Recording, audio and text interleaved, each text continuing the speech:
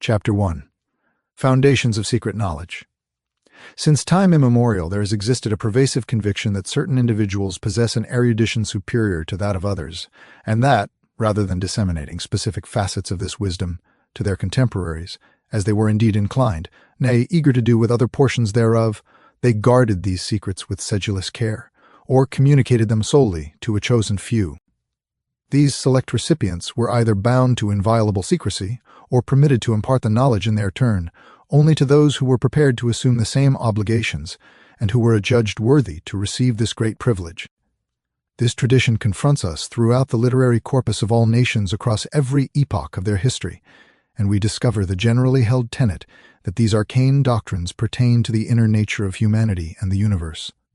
That aspect which is not observable by the direct action of the five physical senses, but for the perception of which the higher senses must be brought into play.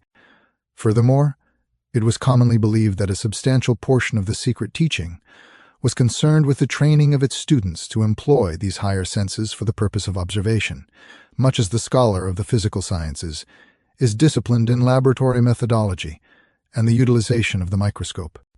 It was also maintained that occult science possessed a pragmatic dimension, and that a comprehension of its statutes bestowed dominion within the subtler realms, precisely as a knowledge of natural laws grants authority within the dense physical world.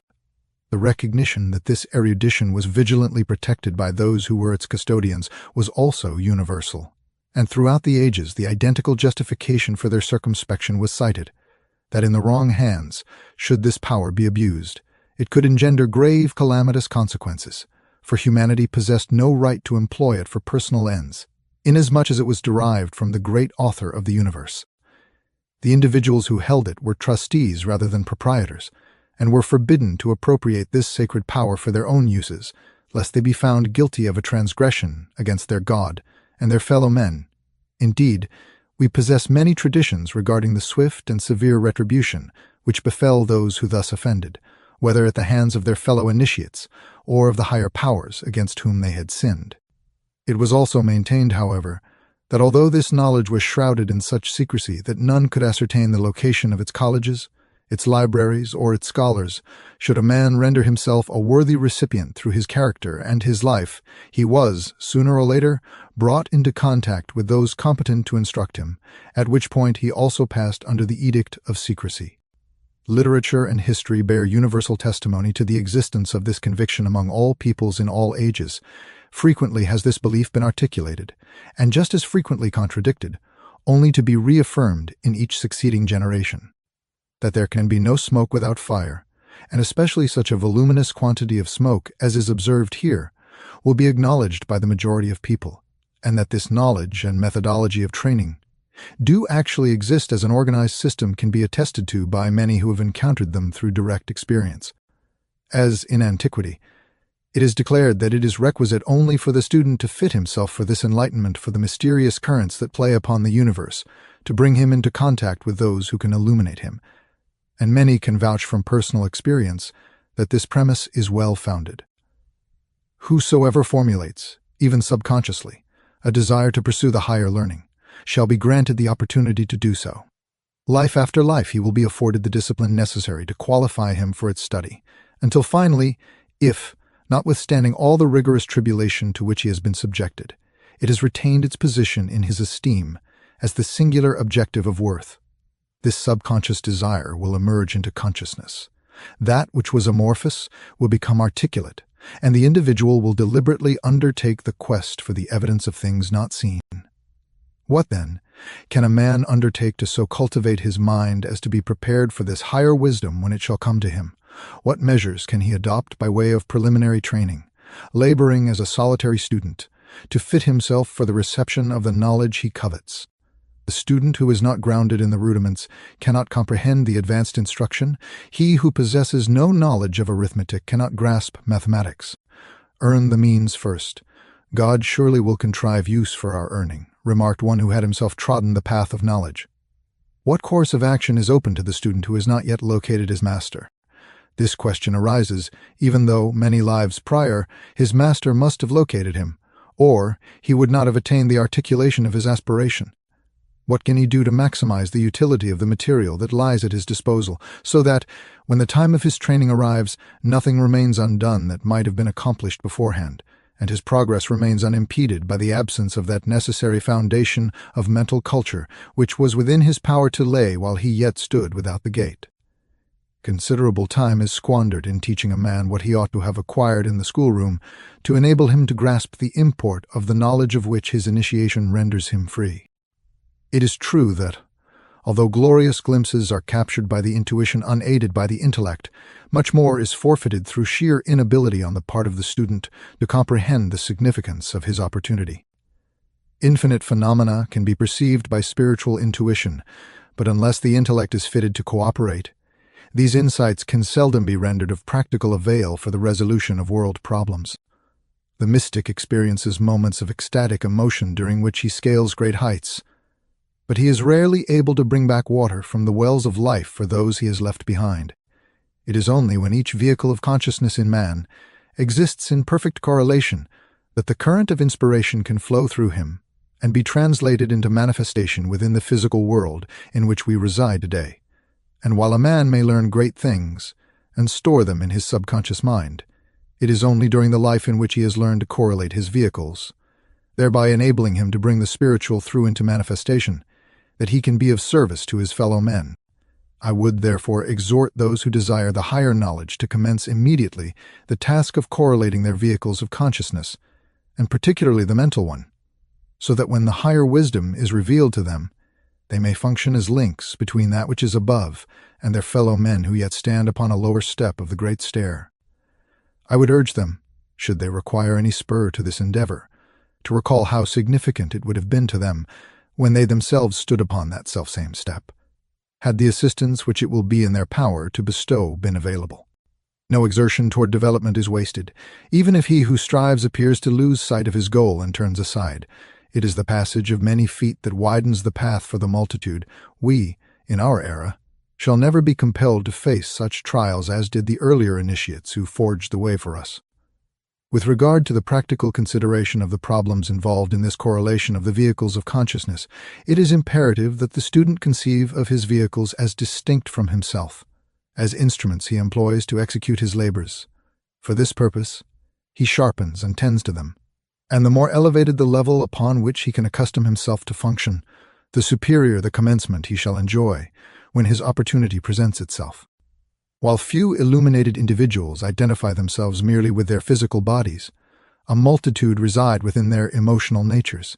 Some possess the capacity to cogitate freely and coherently upon concrete subjects, yet only a select few can reason regarding the abstract, and an exceedingly rare few in a generation may experience the intuitions of the spiritual plane sufficiently to conceptualize in terms of inceptive and unmanifest thought. The initiates of the occult sciences are instructed to operate upon these distinct planes, to employ a terminology derived from the Orient, or, to articulate the same concept in Western parlance, to think according to these variegated modalities.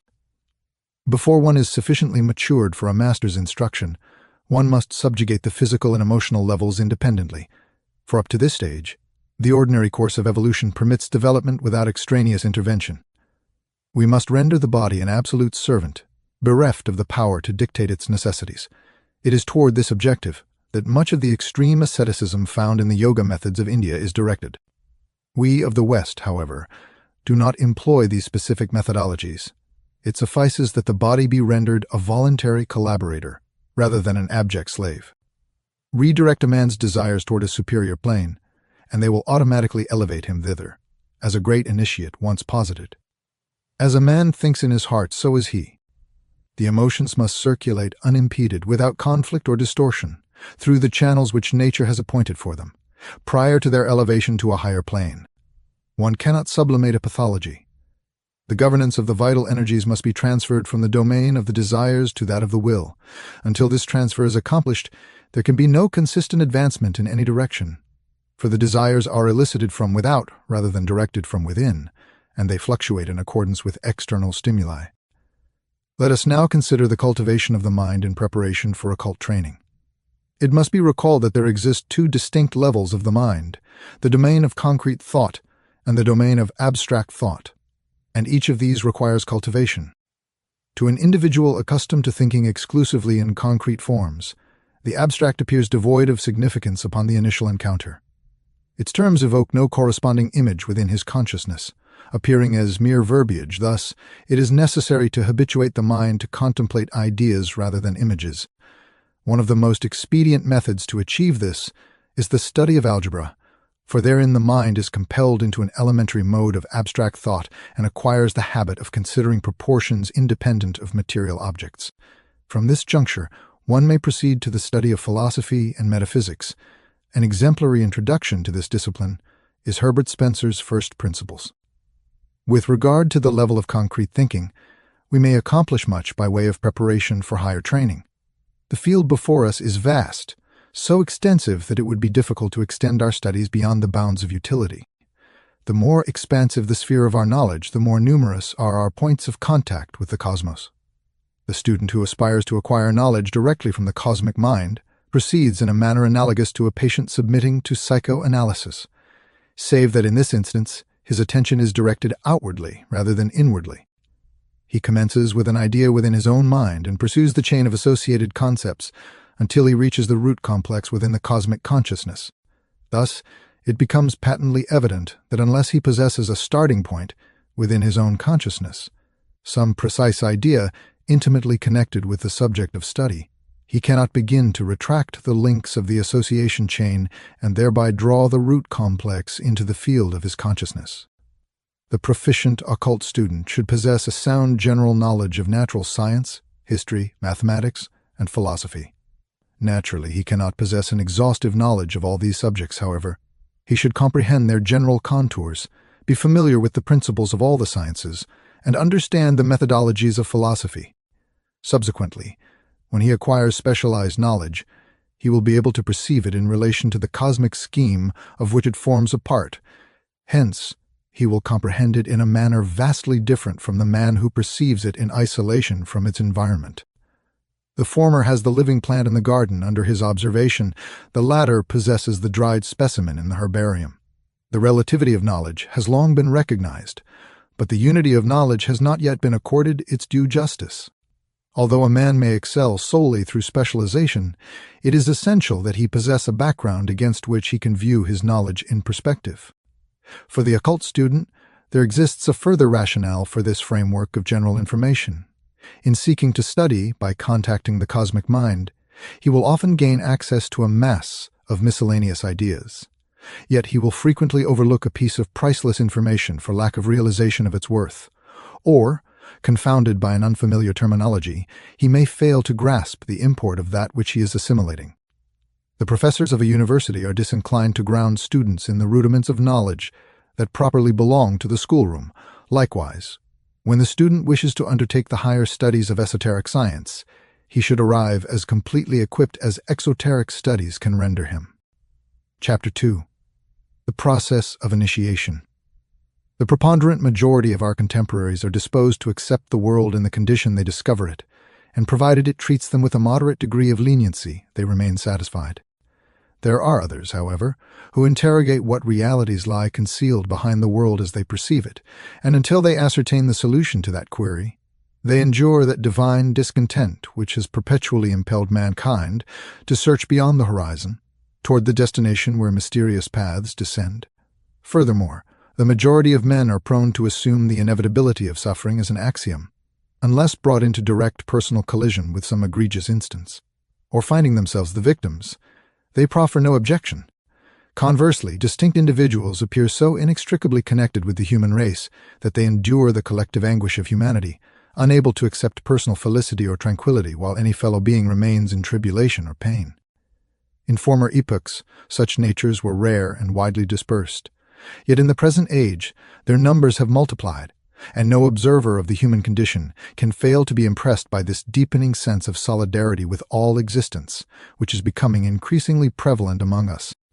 When we contemplate these two categories in relation to the enigma of evolution, we observe that they respond to it distinctively, yet the ultimate consequence of their respective attitudes is fundamentally identical. The former seeks to augment evolution through the rigorous application of science, thereby accelerating the gradual processes of nature. The latter endeavors to mitigate the suffering which the execution of nature's design entails. Nevertheless, both pursue knowledge so that they may more efficaciously serve their fellow men. If we examine the biographies and literary contributions of those men and women who sought enlightenment, not merely for the gratification of the intellect, but to employ that wisdom for the alleviation of human misery, we shall be arrested by the circumstance that these lives possess numerous commonalities, distinguishing factors that segregate them from the lives of eminent figures of other varieties. Primarily, they usually harbor, from early infancy, an intuition of a specific task they are destined to perform.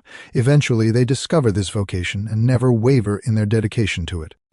Thirdly, whether they classify themselves as agnostics or believers, for we seldom discover atheists within their cohorts, they possess a profound sense of communion with an entity superior to themselves, which utilizes them as instruments for the service of their brethren. We also perceive that these individuals, although frequently of fragile constitution, demonstrate an almost superhuman capacity for endurance when in the service of this force, and they invariably attribute their vitality to an origin external to their own being.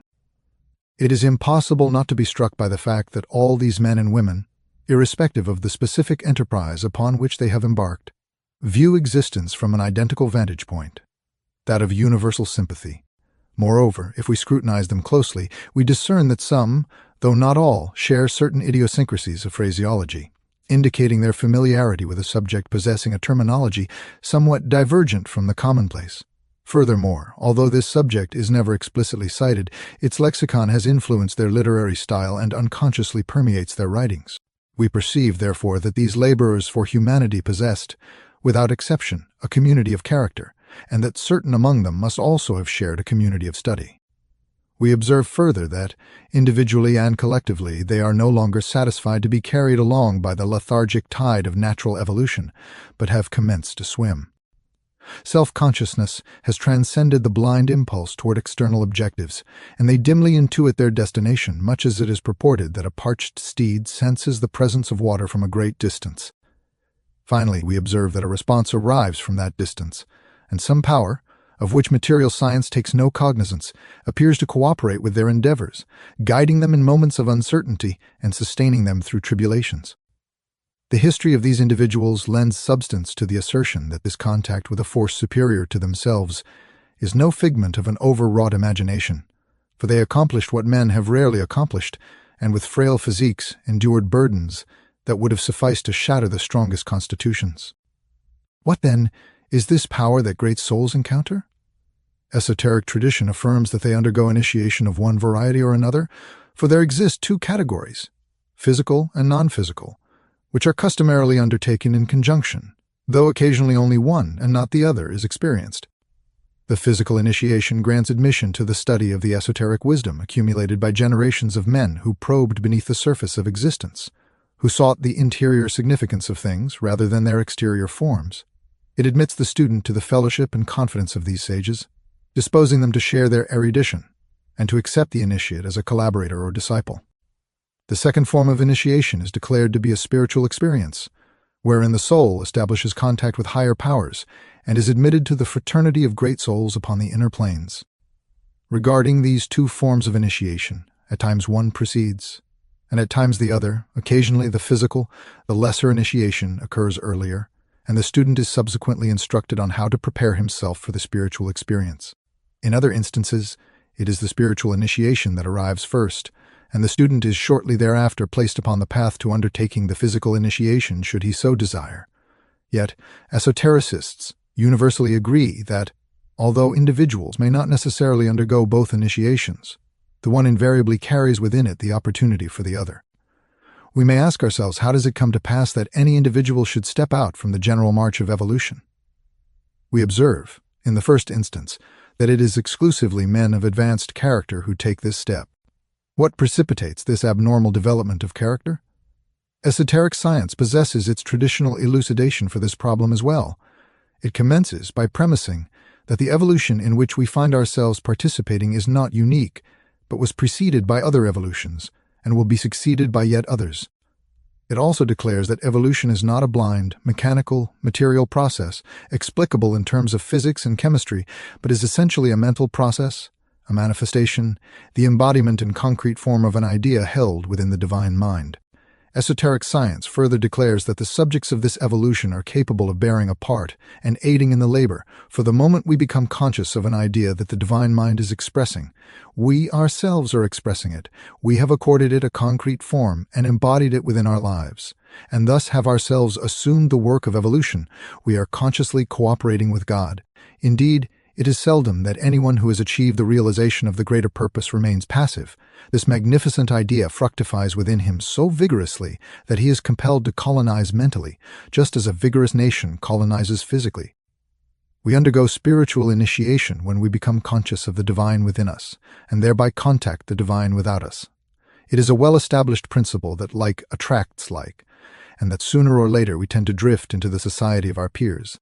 This is especially true of those who have contacted the divine. The great mental currents which circulate through the cosmos, much like the invisible magnetic currents playing about the earth, bear the individual to his appropriate station. This explains why esoteric science never ventures forth to seek its pupils. It understands that its pupils will come to it. We never observe the occult lodges advertised upon the hoardings, yet we distinctly perceive the onset of a current in the minds of men.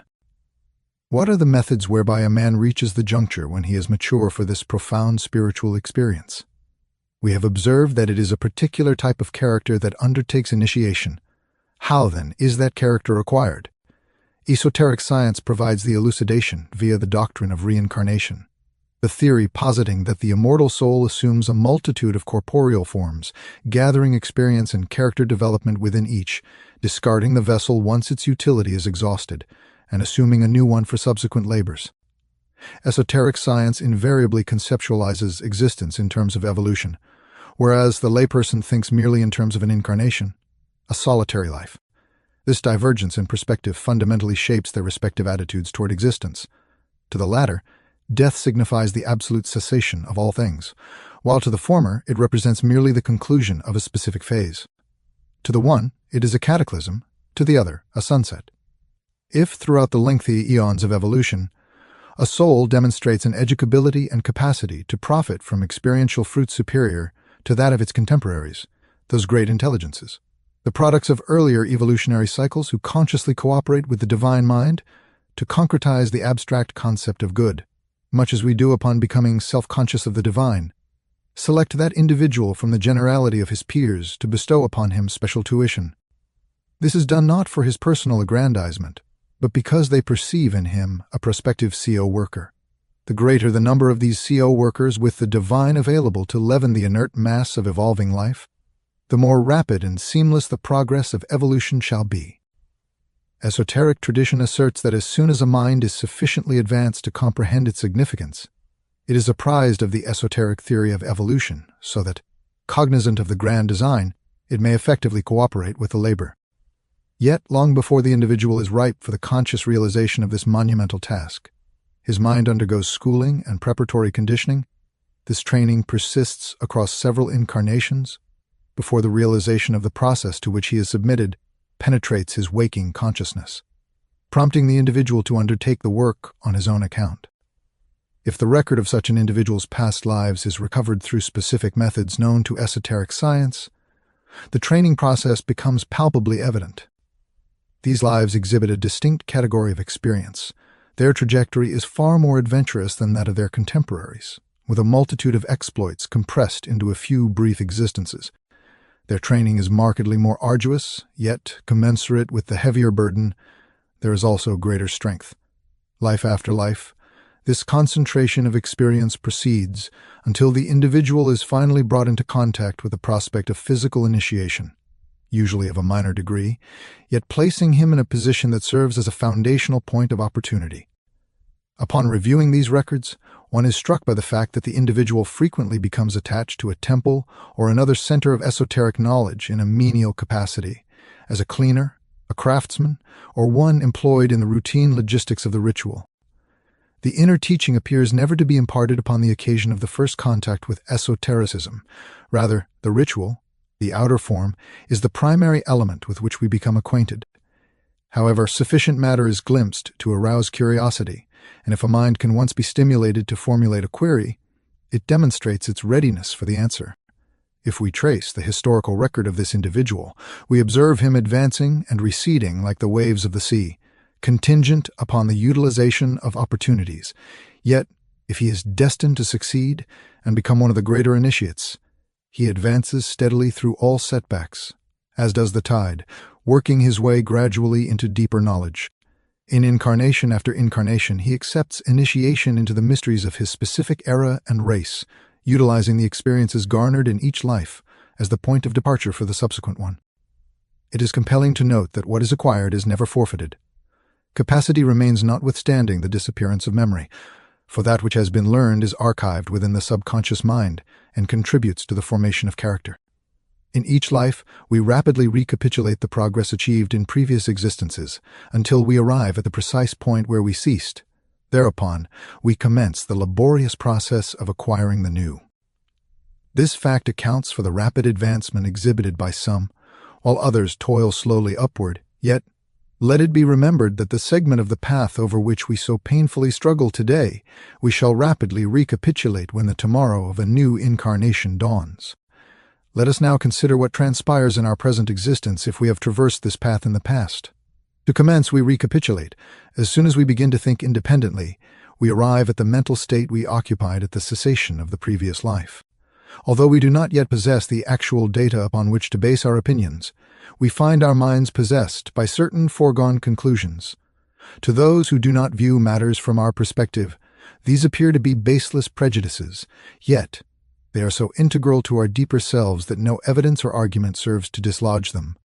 We simply know, in the same manner that we know we possess hands and feet, because this knowledge has been ingrained in us by centuries of experience, and the pressure of a single lifetime is insufficient to force us from these deeply scored furrows. Thus it is that a man may traverse life finding neither sympathy nor support for his views, yet remain unshaken. Nevertheless, sooner or later, though it may not occur until the moment of death, he will be drawn into the company of his peers. These ideas appear to be inherent in the mind, so early are they recovered. Moreover, every fragment of information bearing upon the subject adheres to the memory, as if endowed with a peculiar fascination of its own. We all, no doubt, recall reading numerous novels, the memory of whose plots has completely dissipated, and yet some chance reference to the mysteries has persisted in the mind. All studies of this nature come easily to the student, for in reality he is not learning anew but revising. He is not introducing ideas into his mind for the first time, but recalling to consciousness that which lies dormant within the subconscious. It appears as though much of our subconscious mind persists from incarnation to incarnation. It is the conscious mind alone that we reconstruct with each life. The student will often recover from his subconsciousness numerous memories of things learned in the past, and he may be inclined to regard these as revelations, so foreign are they to his normal consciousness. It is unlikely, however, that the student at this stage of his career would be reading from the Akashic records. He is much more likely to be exploring the depths of his own subconscious mind, the wealth of which is far greater than he suspected.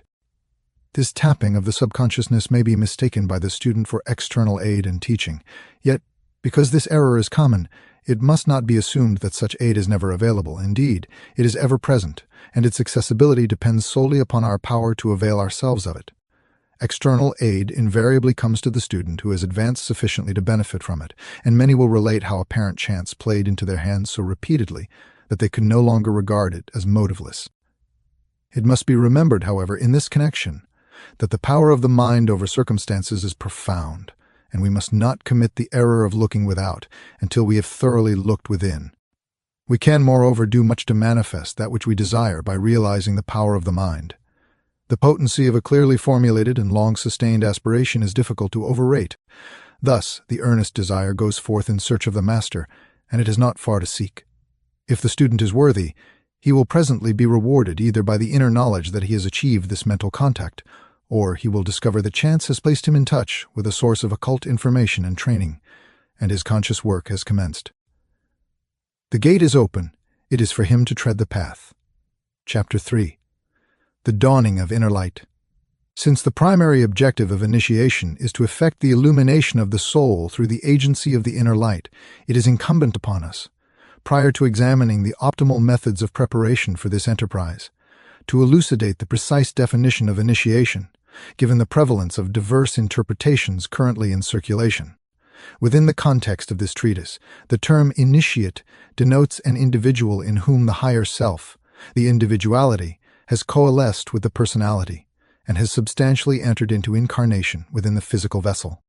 Consequently, an initiate is one through whose eyes the higher self gazes out upon the world. The personality is thereby reduced to a collection of habit complexes essential for existence, permitting the higher self to execute its labors with minimal distraction arising from the physical plane. This great initiation is invariably undergone while separate from the physical body. No ritualistic ceremony confers it. Nevertheless, ritual may be, and within the Western Hemisphere customarily is, employed to discipline the consciousness in preparation for this transcendent experience. Furthermore, it is experienced in a state of full consciousness, and the memory thereof is preserved intact. We are frequently queried as to whether one may undergo initiation without being cognizant of the event. To this inquiry, we offer an emphatic negation. Prima facie, it is preposterous to suppose that one could remain oblivious to receiving a permanent expansion of consciousness. It frequently transpires, however, that a master may accept an aspirant as a pupil without that individual's immediate awareness. Owing to the undeveloped condition of their psychic faculties, realization dawns only after the training has advanced to a specific degree. In such an instance, a psychic might inform the individual that they have indeed found acceptance as a pupil of the Great White Brotherhood and have set foot upon the path leading to initiation. Yet, they would be in error to assert that the individual has been initiated. Upon acceptance, the sigil of the master is impressed upon the pupil's aura, shining forth to clairvoyant vision as a disc approximately 6 inches in diameter situated immediately above the head, colored in accordance with the ray upon which the master operates. When the pupil is entrusted with a task to perform on behalf of the master upon the mundane plane, the corresponding band of color within the aura illuminates, demonstrating that the master's power is functioning through the pupil. However, it is not until the aura is illuminated in its entirety that a man becomes an initiate in the sense the term is employed herein. This phenomenon occurs only when he radiates his own light, rather than the borrowed luminescence of his master. Thus, initiation may justly be described as the dawning of the inner light, or the manifestation upon the physical plane of the ogoids, or body of light. The moon may be posited as a representation of the personality, waxing and waning through innumerable incarnatory phases involving the reflection of solar light, or its obscuration by the earth's shadow. Conversely, the higher self, the immortal spirit within man, is accurately symbolized by the sun, which shines perpetually in the heavens, regardless of its visibility to our eyes. These glyphs will amply repay deep meditation. The higher self enters into manifestation within the physical body at the moment initiation occurs. One need only contemplate the vast disparity between the individuality and the personality in the average human to comprehend the immense magnitude of preparation required before such a manifestation becomes possible. Moreover, it is undeniable that were this manifestation attempted prior to the completion of due preparation, the incoming self would encounter such a profound discordance between itself and its vesture that, akin to an ill-fitting garment, the vesture would be rent asunder by the mere attempt to don it. This phenomenon is occasionally observed among occultists and accounts for many of the tribulations affecting occult fraternities. Before the higher self can manifest through cerebral consciousness, the personality must be attuned to the precise key of the individuality. The individuality maintains its existence within the spiritual spheres, just as the personality sustains its existence within the mundane sphere. The actions of the former are determined by its aspiration to preserve harmony with the divine life of the cosmos, from which it derives its being, whilst the actions of the personality are determined by its desire to maintain harmony with the material world, from which the life of the body draws its sustenance. It is, therefore, evident that the personality must entirely reorient its standpoint before it can align itself with the higher self. We must be prepared to shift the very foundation of our motives if we desire to receive initiation. This necessitates a singleness of purpose that balks at no sacrifice. "Sell all that thou hast, and follow me," commanded the Master, and again, "Let the dead bury their dead. Follow thou me." These are arduous dictums, yet experience authenticates their veracity. There exists no compulsion for anyone to present themselves as a candidate for initiation, for the goal of divine union may be achieved via the circuitous path of evolution. Conversely, however, they must not assert that the ancient secrets have been lost simply because they, unwilling to pay the requisite price, have failed to receive the great pearl. The personality and the allurements of the senses must be sacrificed so that the higher self may manifest. Upon this point, there can be no dispute. All initiates have unanimously declared this to be the case. We are inclined to suppose that, having sacrificed the personality, we shall be bereft of all possessions.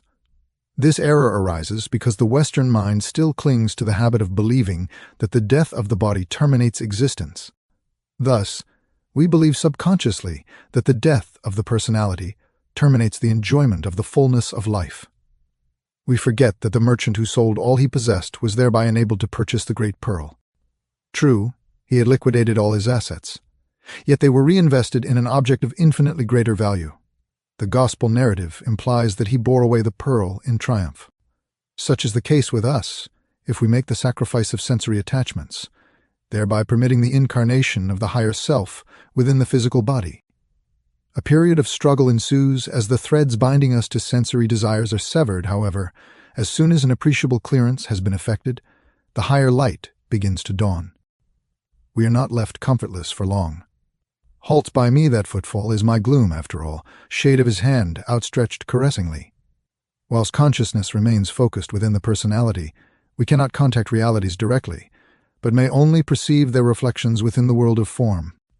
The call of the higher life is to arise, to turn away from the mirror of form consciousness, and to gaze directly at reality, which is life, not form. It is this act of turning that constitutes the soul's primary task when it seeks initiation.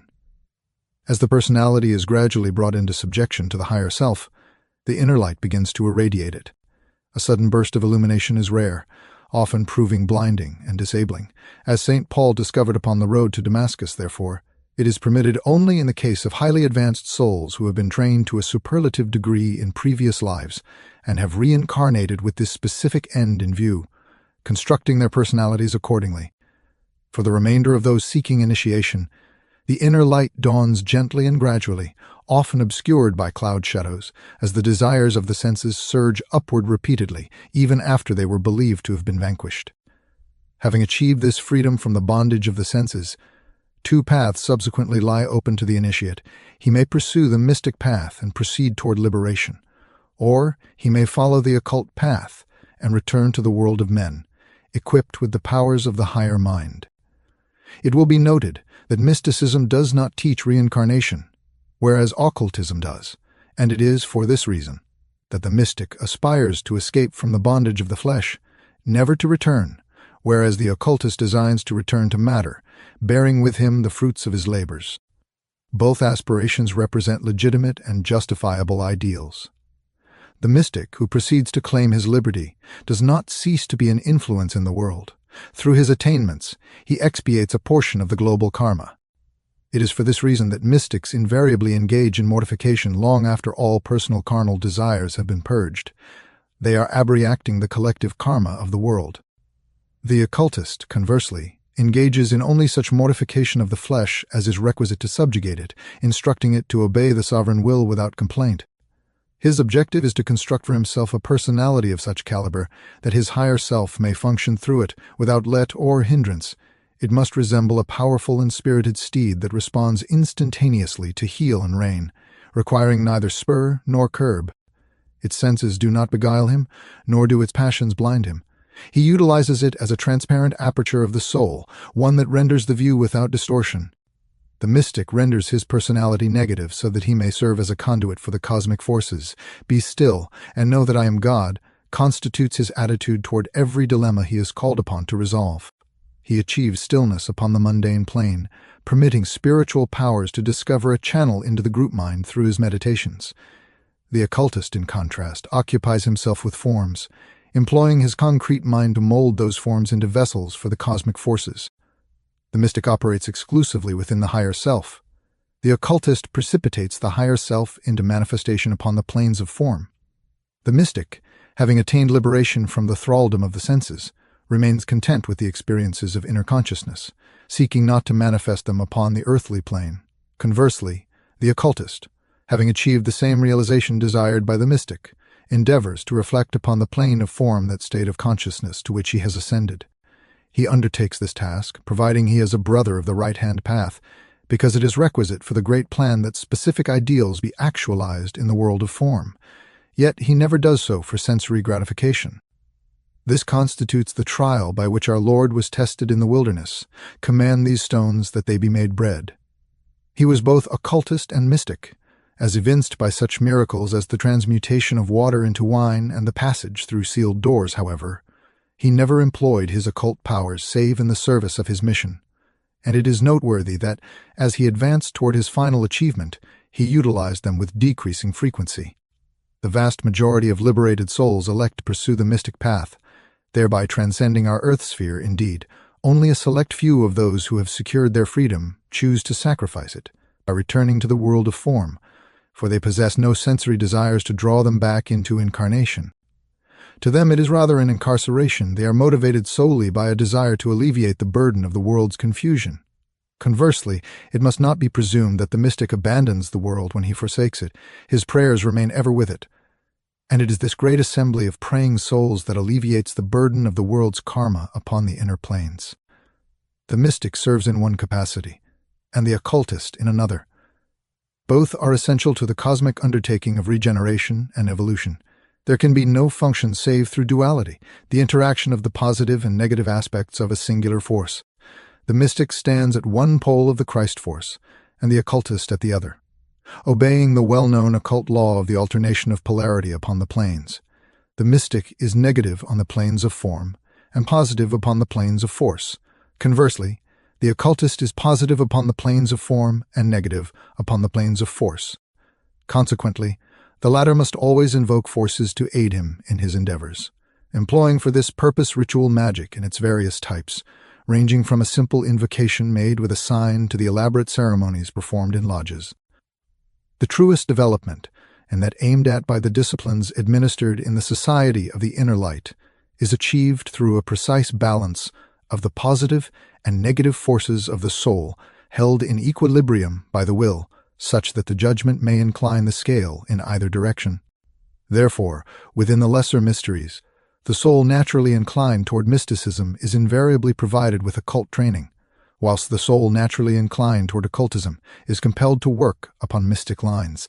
It is not until the greater mysteries are attained that the soul is permitted to pursue its natural inclination and receive the training specifically adapted to its capacities.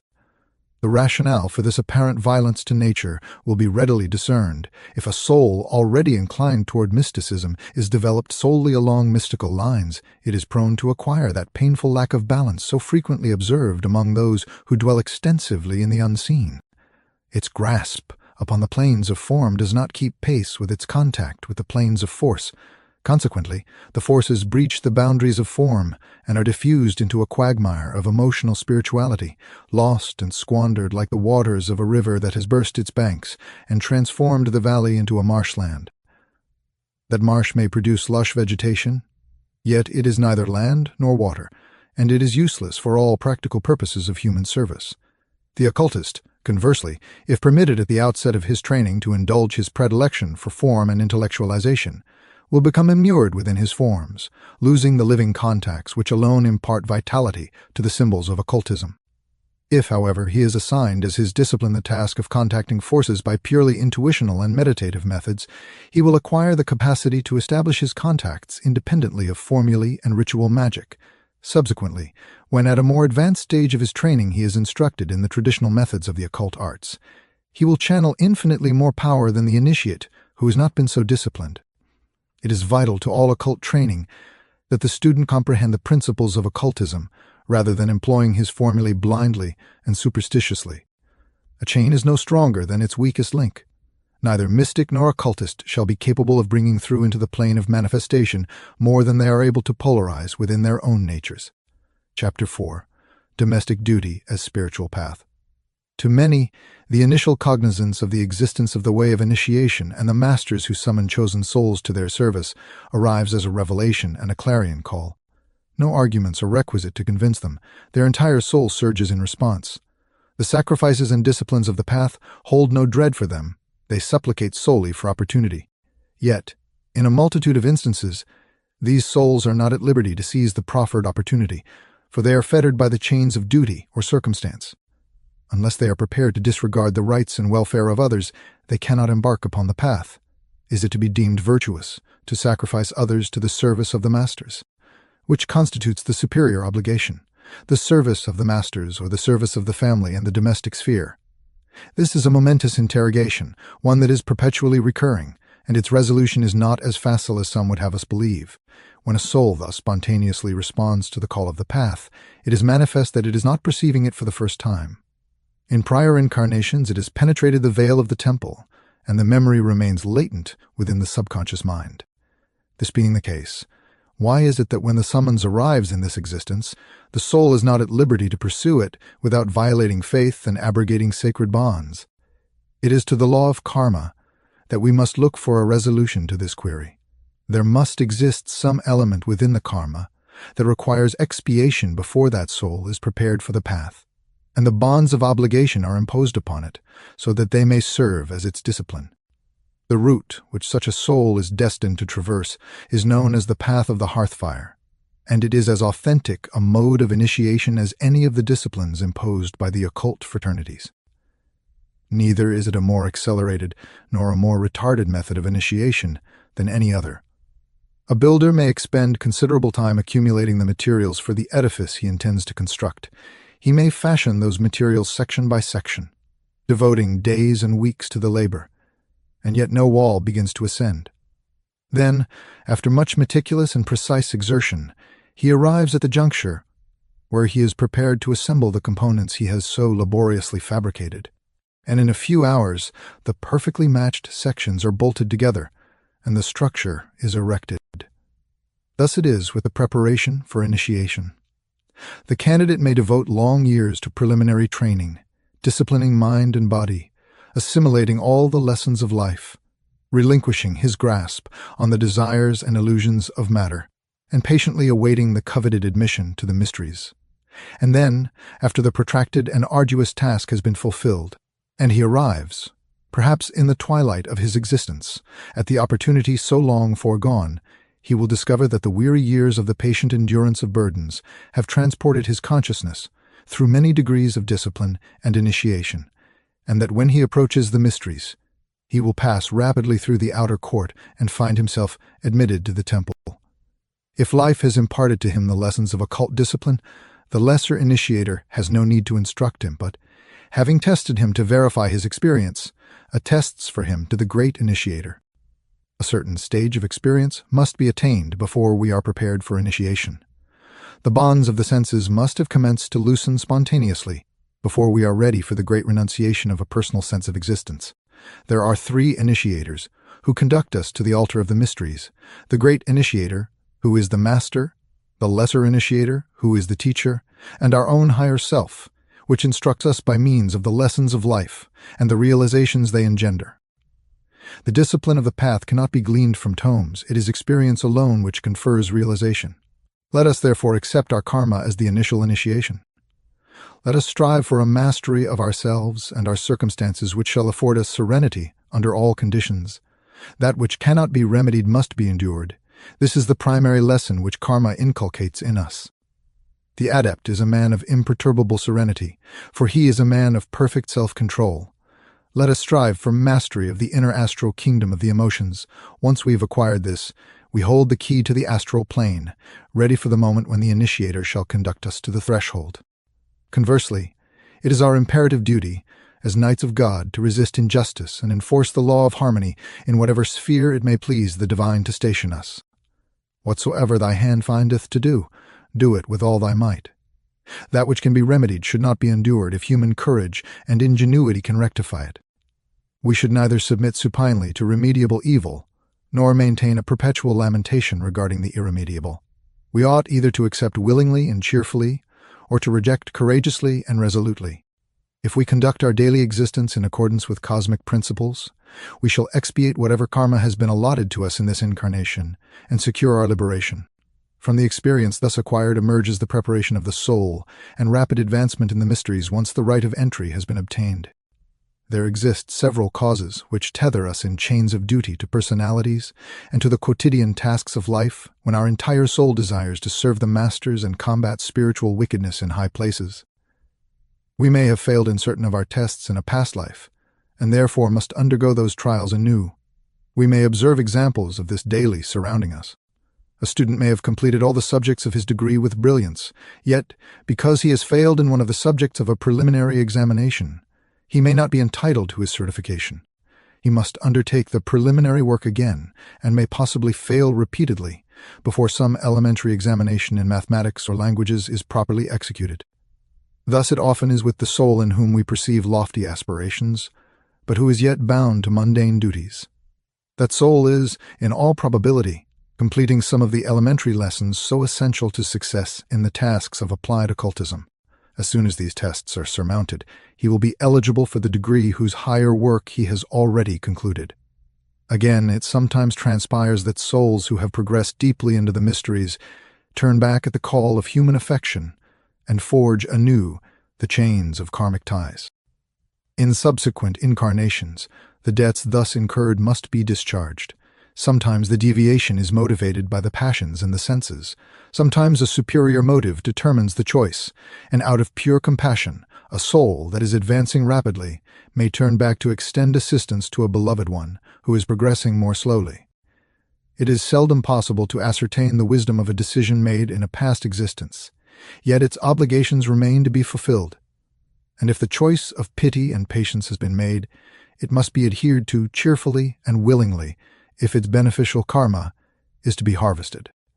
It is not sufficient, however, merely to acknowledge that bondage to the duties of the home may be a karmic debt, nor even to comprehend that it is indeed a path to the light. If the home is to become a temple of initiation for the soul, its duties must be executed as a ritual. As long as we abhor the humble duties of the domestic sphere, even if we perform them faithfully, that home cannot function as a temple, and if we perform them negligently, we fail in initiation, which, as every student of occultism is aware, is a matter of grave import for the candidate. In order to render the home a temple of initiation for the soul, its duties must be governed by two ideals, love and beauty. Its services must be rendered with sympathy and joy, and we must imbue its humblest details with beauty. Even in the most austere chamber there resides the beauty of perfect cleanliness and order. Were we merely to expunge the superfluous from our domestic establishments and preserve that which remains in impeccable order, we should have attained authentic beauty, a truth amply demonstrated by many a sparse convent refectory. Should our domestic tribulations prove arduous, let us, in the realm of imagination, perpetually situate a chair by the fireside and set a place at the table for the unseen guest, conducting our lives and executing our labors in the illumination of that invisible presence. If we govern our households in a spirit of altruistic love and serenity of heart, soliciting no return, but discharging our duty for the sake of the necessities of those to whom we minister, our domicile will act as a true temple of the hearth fire, wherein we may receive our initiation. Yet, let it be recalled that this serenity of heart is as indispensable as the faithful execution of duty. It is this very serenity that constitutes the evidence of karma surmounted. So long as we persist in kicking against the pricks, we retain yet more to learn from our circumstances. Let us endeavor to maintain our homes in perpetual readiness for the advent of the wayfaring Christ, who, as the ancient narrative recounts, traverses among mankind, declaring, "The foxes of the earth have holes, and the birds of the air have nests, but the Son of Man has nowhere to lay his head." For his arrival, it suffices not that the domicile be merely swept and garnished. Rather, the spirit of the home must blossom upon the hearth in peace and benevolence, and, above all, in serenity, which constitutes the true keynote of the home. Chapter 5. The character profile of initiates. When we articulate the concept of the path, we signify far more than a mere academic curriculum. The path constitutes a total modus vivendi, and upon it, the entire being must cooperate if the summits are to be attained. Once the seeker awakens to the potentialities of initiation and embarks upon his quest for the great initiator, Only a brief interval shall elapse before he discovers an individual willing to direct him. Subsequently, his bewilderment regarding the trajectory of his search will be supplanted by solicitude concerning the correct selection of a mentor. We cannot reiterate to our readership with sufficient frequency that the great initiator manifests within the silence to the higher consciousness, and is never a corporeal entity, however preternatural or sequestered such a being might appear. The utmost that can be achieved by the servants of the masters upon the physical plane is the preparatory discipline of the candidate. It may prove advantageous, however, to delineate the specific constitution of character, which must be cultivated so that the seeker may be received as a neophyte within the temple of the mysteries, that sanctuary not constructed by human hands, but eternal in the heavens. The discipline of the path in its incipient stages is oriented primarily toward the generation of a definitive character archetype, notwithstanding whatever variations of intellectual quality and caliber may exist. This character profile remains immutable. This is the primary attribute that impresses the observer upon encountering those who may justly be reckoned as initiates. One discerns a marked simplicity of existence and a serenity of demeanor. The initiate remains entirely imperturbable amidst catastrophe and horror. He possesses many of the attributes of a voyager in untamed territories, particularly the capacity to emerge composed and smiling under the most astonishing of circumstances. He finds himself equally contented and at ease within the humblest cottage as within the most imposing and ceremonious environs. This harmonized, fluid poise is the inevitable consequence of the rigorous discipline to which he subjects himself, for he masters the regulation of emotion and the state of desirelessness. It is no trivial matter to disturb the equanimity of an individual who has attained these virtues. He cherishes simplicity, cleanliness, and tranquility, yet, should he be unable to secure them, he fortifies himself within a sanctuary of his own cogitations and preserves his composure inviolate. It is difficult for him to conceal his illumination, for the discipline he has endured has impressed its sigil upon him. Consequently, others perceive him as a man of power, withdrawn and remote even during casual social intercourse. The genuine initiate, however, never renders himself conspicuous through eccentricities. Rather, he desires to evade the scrutiny of the mundane world and to conduct his affairs as unobtrusively as practicable. The elongated black cloak, the flamboyant hat, and the mysterious jewel are never displayed by the authentic student of the sacred science. It is the charlatan who endeavors to solicit attention toward himself. The adept, the individual who has ascended the pinnacles, is serene. Sensitive he must necessarily be, owing to the nature of his labors, yet accompanying that sensitivity are the knowledge and discipline required to govern it. If he cannot defend his susceptibility by appropriate means, he shall not endure for long upon the tempestuous path of occultism. The occultist who is reduced to a state of nervous fragility has erred at some juncture in the course of his operations. The pursuit of occultism does not necessarily engender ill health any more than does the pursuit of athletics. Nevertheless, in both instances, demands are levied upon the stamina, and should any latent infirmities exist, they shall be ascertained, and unless they can be rectified, the victim thereof will be compelled to abandon the notion of training. One would scarcely have deemed it necessary to elucidate that any system of training which induces physical debility and mental disequilibrium must be fundamentally erroneous. Yet there exist certain well-known systems that affect these detriments with such regularity that their adherents accept them as intrinsic components of the path.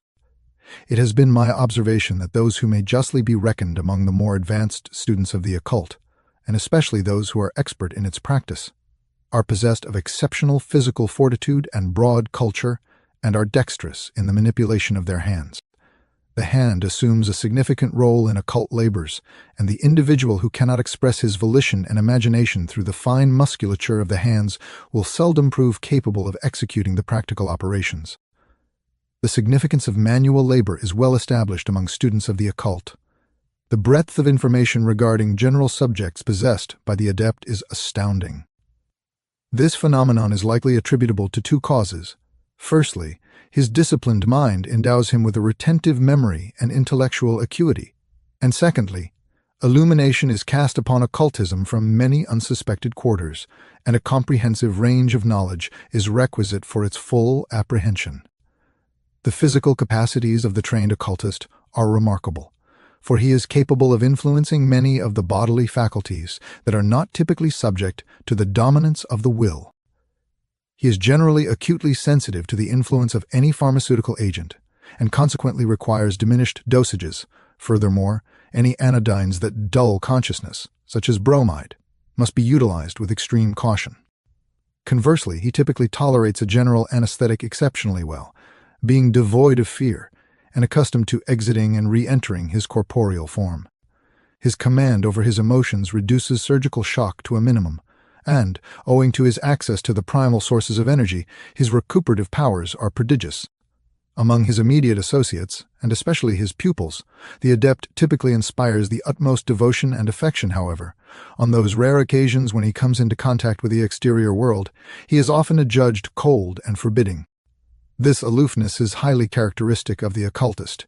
His attitude toward existence is so divergent from that of his companions, and his modes of thought so alien to theirs, that intercourse is rendered arduous, and he takes refuge in silence to obviate misunderstanding.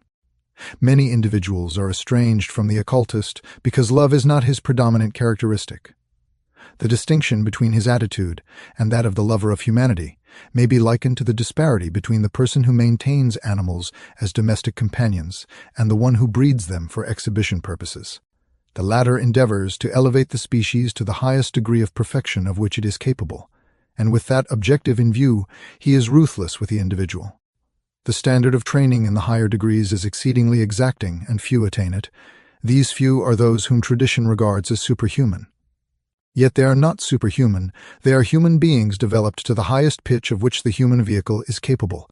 Such excellence, in any sphere of existence, is obtained only as the reward of arduous labors, and these exertions leave their mark upon the adept. He traverses his path too rapidly for average humanity, and they resent this celerity, yet for those souls who delight in great adventure, he is the chosen companion and beloved friend. Chapter 6. Serenity under Cosmic Law. The regulation of the path constitutes not a transcribed statute exacting external compliance, but rather a consecration to an ideal necessitating self-discipline so that said ideal may be realized. Those who pursue the path, whether residing within a community or adhering to community ideals amidst the secular world, acquire specific spiritual principles which, functioning as fundamental cosmic laws, govern all existence. No regulations are established regarding the application of these principles to mundane affairs. Rather, each student implements them within his own circumstances and tribulations in accordance with his comprehension. Counsel is never tendered unsolicited, for until the necessity for direction has been realized, guidance is rarely welcome. It is of greater intrinsic value that a soul should acquire wisdom than that it should merely execute the correct action. If cosmic laws are observed, results are achieved. Conversely, if they are ignored, the inevitable consequences of a violated natural law ensue. The maturation of the soul occurs across numerous incarnations, and distinct attainments are demanded at various stages of its development. Consequently, no objective criterion of achievement is mandated. Instead, a principle is instructed and an ideal sustained, with each student counseled to apply that principle and pursue that ideal within his immediate environment, for only as he proves faithful over few matters shall he be entrusted with many. The principle remains immutable, whether applied to the organization of a humble cottage or a grand palace, providing that principle is comprehended and faithfully employed within the cottage. It may be swiftly adapted to the palace. The individual who creates disorder upon a diminutive scale is scarcely probable to succeed if charged with an undertaking of significant magnitude. The primary principle to be mastered concerns the nature of cosmic laws and their absolute inviolability. Students must embrace the concept of the absolute dominion of law, that nothing is fortuitous, accidental, or incidental. Whatever occurs is the result of a cause. Likewise, whatever is destined to occur is the result of a cause. Cognizant of this law, the initiate neither complains nor frets, but accepts with calm and unresentful demeanor whatever may befall him, acknowledging that nothing arrives which is not his just due. Acknowledging the justice of karma, he accepts the repercussions of the past without reluctance. It is by this serene and spirited acceptance that the initiate may invariably be recognized. His singular concern is to remain attuned to the cosmic harmony, and whether he bows his head to study his lesson or raises it to sing and rejoice, his countenance never forfeits its serenity. When reincarnation is perceived as a factual experience, The attitude toward human tribulations differs profoundly from that which prevails when it is believed that all difficulties commence and conclude within this, the present existence. The initiate may accept his portion with a composure that astounds men whose impulse is to curse or supplicate according to their disposition. Yet his acceptance does not necessarily imply passivity. To acquiesce to one's fate without murmur does not pledge one to abstain from effort to ameliorate it. Recognizing the potency of concentrated thought, the initiate utilizes it amidst all the vicissitudes of life. His method, however, acts not as a direct assault wherein he wills the alteration of an unpleasant condition, but is directed toward effecting specific modifications within his own consciousness. For he understands that his own temperament constitutes the true instrument of karma.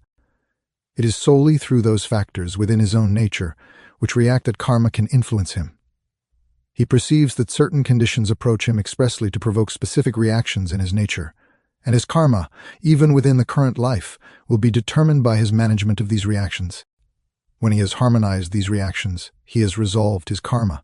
He discerns, therefore, that although he cannot dictate the conditions under which his life must be conducted, he can determine his reaction to those conditions. It is this verity that he bears constantly in mind throughout all his transactions. It is this realization that enables him to elevate his head above a sea of tribulations and survey them from the vantage point of cosmic law and spiritual principles. Although he cannot command the conditions to which he awakens from the slumber of birth, he remains nonetheless the master of his fate, for he can manipulate those conditions such that they convey him whithersoever he desires, just as a vessel may tack against a headwind, and indeed, the more adverse the conditions and the fiercer the gale, the swifter his progress. The initiate is perpetually re-evaluating matters in accordance with cosmic principles. He recognizes that his true life is enacted within his higher self, the unit of evolution, and that this human personality constitutes but a phase of his life, wherein his genuine existence is never immediately implicated.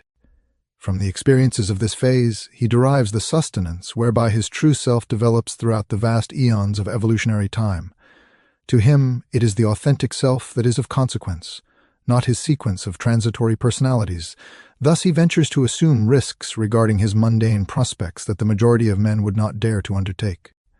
Consequently, although he may not amass the material wealth of this world, his life possesses a significance, a richness, and a liberty that are absent for the man who dares not so adventure, lest he forfeit his all.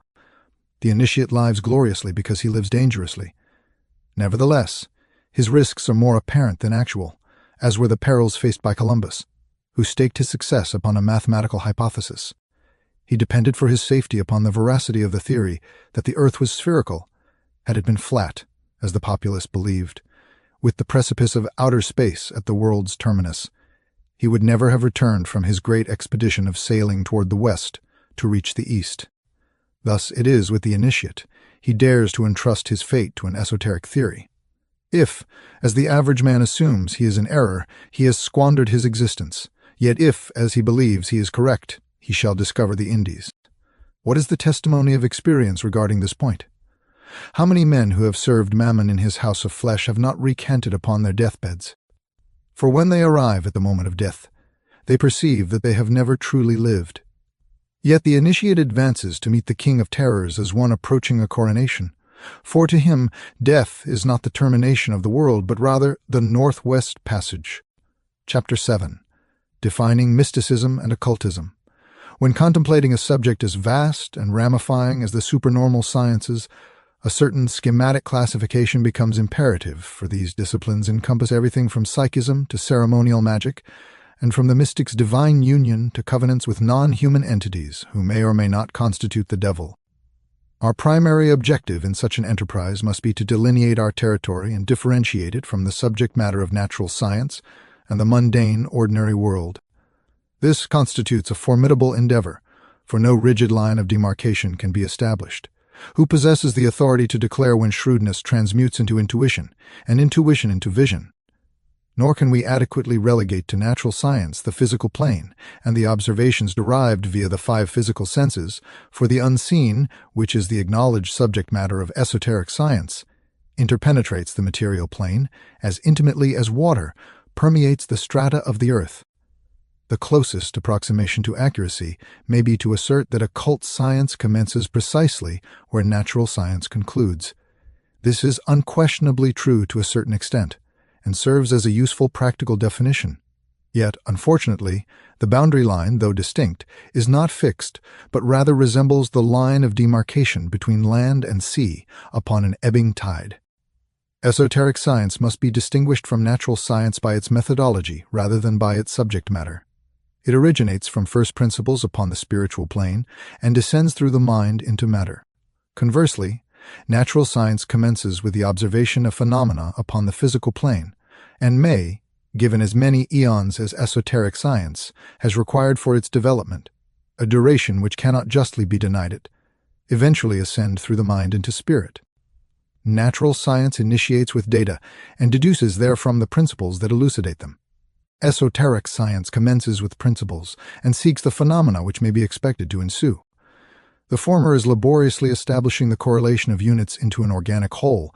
The latter is equally laboriously exploring the ramifications of primary principles. In the one, experiment must precede knowledge. In the other, knowledge must precede experiment. Although it is impossible to cartographically delineate the exact line of demarcation between land and sea, nevertheless, no individual standing upon the seashore would encounter any difficulty in discerning it. Thus, although the distinct separation of exoteric from esoteric science is an arduous undertaking, it is nevertheless possible to designate by a single word that which all its students will recognize as the pursuit in which they are engaged. What then shall this single appellation be? It must be a term whose import indicates the subject under consideration, but which has not been co-opted to describe a partial aspect of that subject. Occultism is inadequate because it excludes the mystic, and mysticism is equally unsuitable because it excludes the occultist. Nor is spiritualism an appropriate term, for it possesses a definite connotation signifying a particular aspect and method in these studies, and cannot conveniently be extended without engendering confusion. Our subject resides in an altogether precarious condition regarding nomenclature, burdened on the one hand with a Sanskrit terminology, which has been wrested from its original significance by the usages of modern theosophy, and on the other, by an uncivilized jargon derived partly from the mysteries of Greece, partly from the Kabbalism of Israel, and partly from medieval alchemy, which employed corrupted Latin to conceal its concepts. Two other sources of illumination are also available, and cast much additional light upon our subject: the voluminous literature of Christian mysticism, and the equally prolific analytical school of psychology. To these, we might perhaps append modern physics, whose findings increasingly confirm that which has hitherto been the exclusive preserve of occult cosmogony. Each of these schools of thought possesses its own terminology and system of classification, and some effort must be exerted in the near future to correlate them all if esoteric science is to achieve its legitimate status.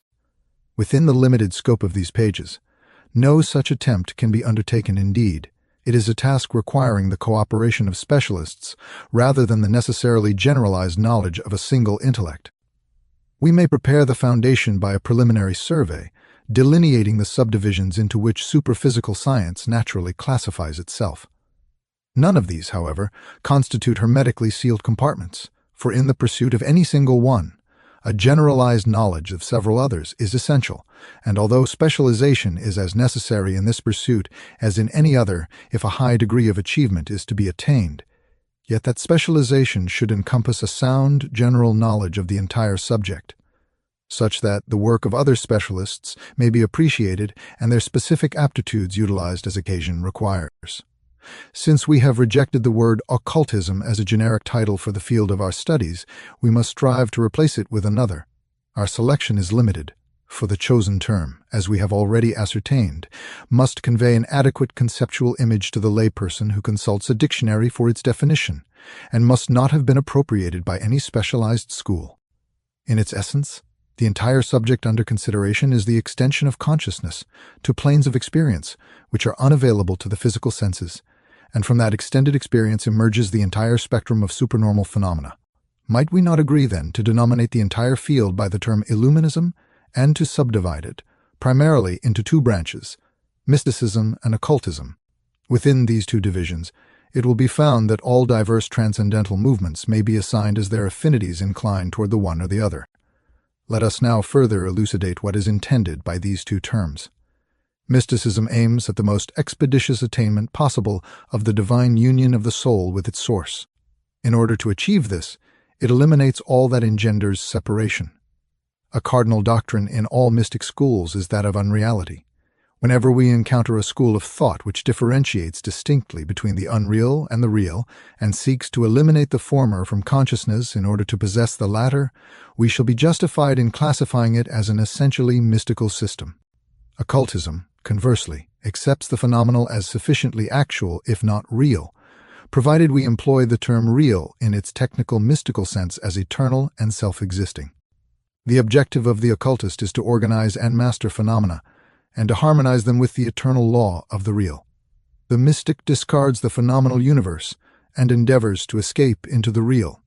The occultist, even after he has perceived the real, remains within the world of phenomena and endeavors to subject it to the control of his will. The occultist, while agreeing theoretically with the mystic's proposition, prefers the terms eternal and temporal to real and unreal, for he maintains that a thing may be theoretically unreal, yet actually prominently manifest in all practical calculations made in time and space.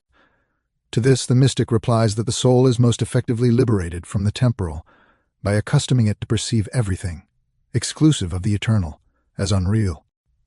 In this controversy between occultism and mysticism, one recalls the anecdote of the bishop who visited a Sunday school, and addressing the pupils inquired, "I presume all you young boys and girls desire to ascend to heaven?" He waited amidst an embarrassing silence until a small voice articulated the unexpected, yet eminently rational response. "Well, not yet."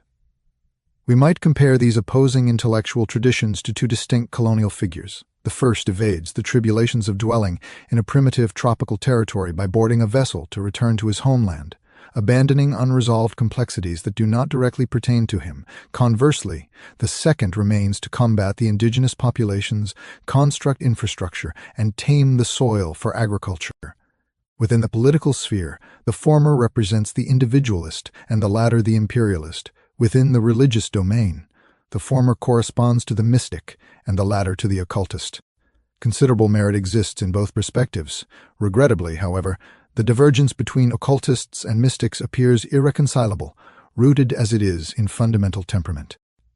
Akin to the knights in the ancient fable, they contend over a shield that is black on one side and white on the other, each perceiving only his own facet to the exclusion of the alternative. Attempting to reason with either adversary is a futile expenditure of time. Let us instead examine how this binary classification may be utilized to correlate the various transcendental movements and demonstrate their interrelationships. We remain fully cognizant that each entity claims to have received its doctrine directly from the divine, whilst heartily condemning all others, particularly those holding the nearest affinity to it. Yet the impartial observer, possessing some insight into the operations of the human psyche, may conceivably trace the true sources of their inspiration. To assert this is not to disparage the message that each progenitor of a philosophical school may have delivered to humanity. No individual's labor is diminished by the demonstration of its derivations, for all endeavor must necessarily be derivative at this advanced stage of human history. Every individual stands indebted to his predecessors, and it is solely the egoistic or the ignorant who refuse to acknowledge this obligation.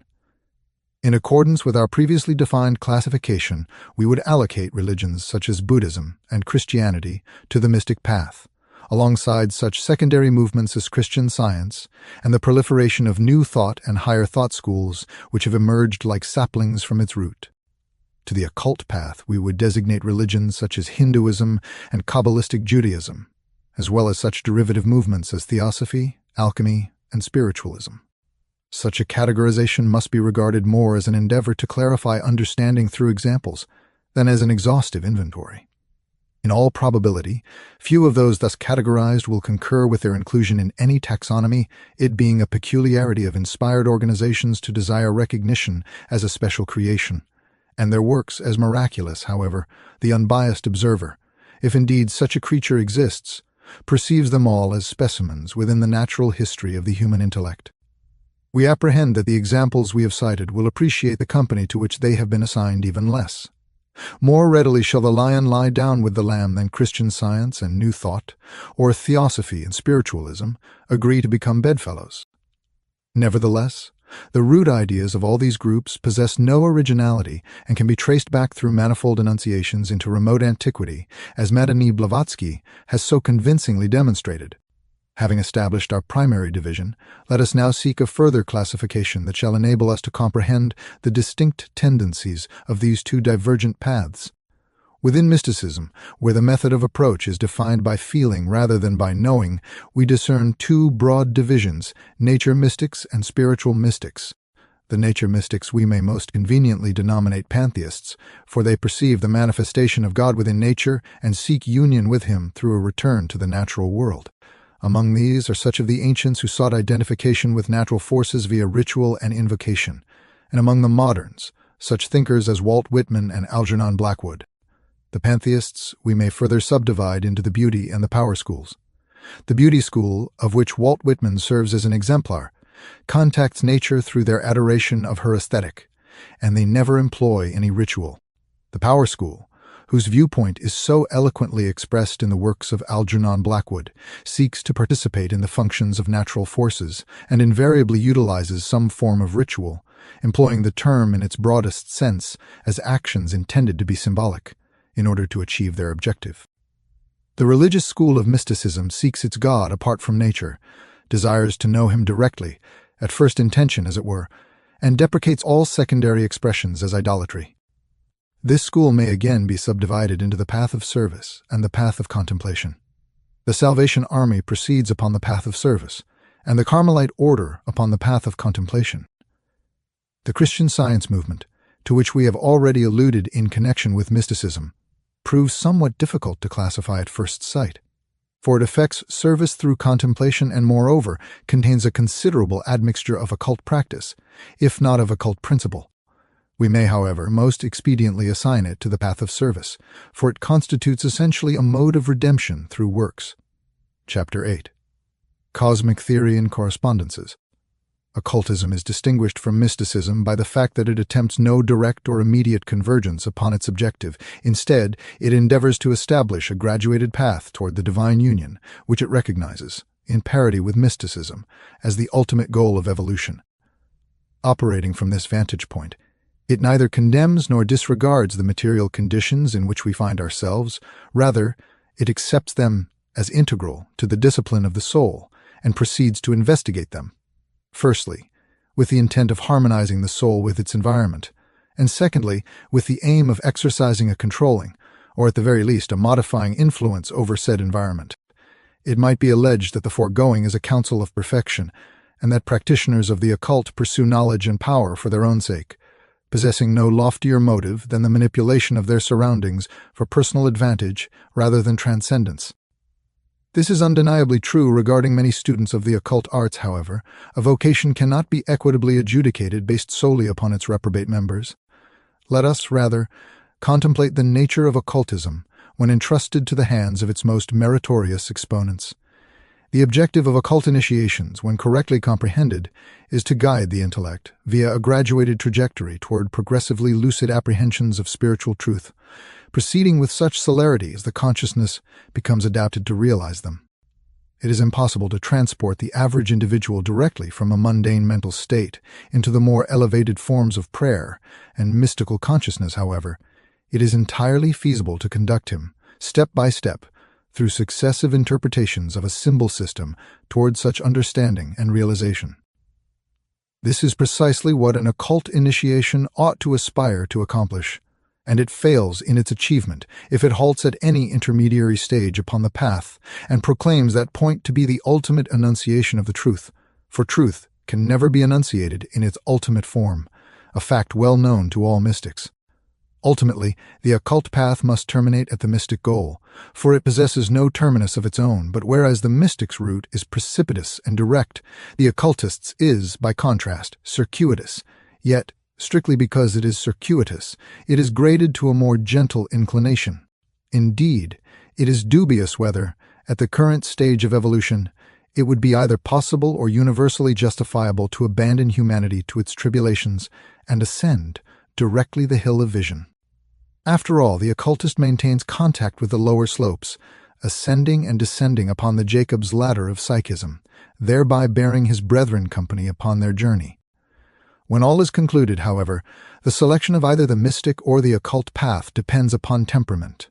As the ancient adage suggests, it requires all manner of individuals to constitute a world, and undoubtedly a world composed exclusively of one or the other would prove unworkable. We cannot therefore undertake to contribute to the long-standing disputation between the occultist and the mystic, save by the suggestion that both possess their rightful place in God's scheme. Having articulated this much, in the hope of justifying the occultist in his refusal to abandon his nets and immediately pursue the mystic way, and having attempted to demonstrate that such a refusal is not mere perversity on his part, wherein, having perceived the higher, he deliberately rejects it for the lower, but rather that his refusal may be grounded in a natural necessity, let us now embark upon an analysis of occultism itself. It falls into three primary divisions. 1. Harmonization with cosmic law by means of right understanding. 2. Adjustment of disharmonies by means of the correct utilization of the power that knowledge bestows. 3. Purification of the soul by good works on all planes. All three of these elements belong admittedly to the plane of the phenomenal universe. There is nothing intrinsically spiritual regarding any of them. Nevertheless, they constitute the initial 3 steps of the staircase that ascends to the heights of spirit, and it is to be doubted whether those who, in any given incarnation, essay the immediate path of the mystic, have not trodden these 3 steps in earlier incarnations.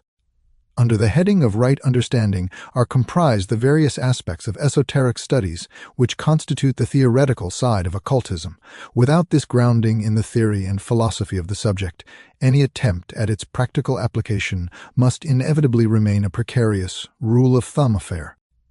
On the theoretical side, the primary study must be cosmogony. Unless the sphere in which the soul evolves is adequately comprehended, no commencement can be made in the great work. Such a study must immediately divide into 2 further categories, the study of the noumenal and the study of the phenomenal, or, in other words, the cosmos and the universe. We cannot delve further into this division within the present pages, but those who are familiar with the deeper aspects of the subject will realize its significance. This study itself possesses 2 aspects, the descriptive and classificatory, and the tracing of the course of evolution. In other words, we must approach the subject from its static and kinetic aspects. We must possess a clear panoramic view of manifestation at the stage to which evolution has brought it at the present moment, and equally we must perceive the trajectory by which it has arrived, and that by which it may be expected to proceed to its final form. Equally, we must possess a clear and detailed understanding of the nature of man, and be it noted that the occultist makes no distinction between the soul and the body, regarding them as too impenetrably interwoven for any such distinction to be possible, but studies them both under the generic title of esoteric psychology. This study, in turn, divides itself into that of the normal states of consciousness, the pathological states, the psychic states, and the esoteric psychotherapeutics which constitute their outcome. From all theoretical studies, practical applications inevitably spring. Thus, from the study of occult cosmogony arise 2 very important aspects of the occult arts, the system of correspondences and ritual magic.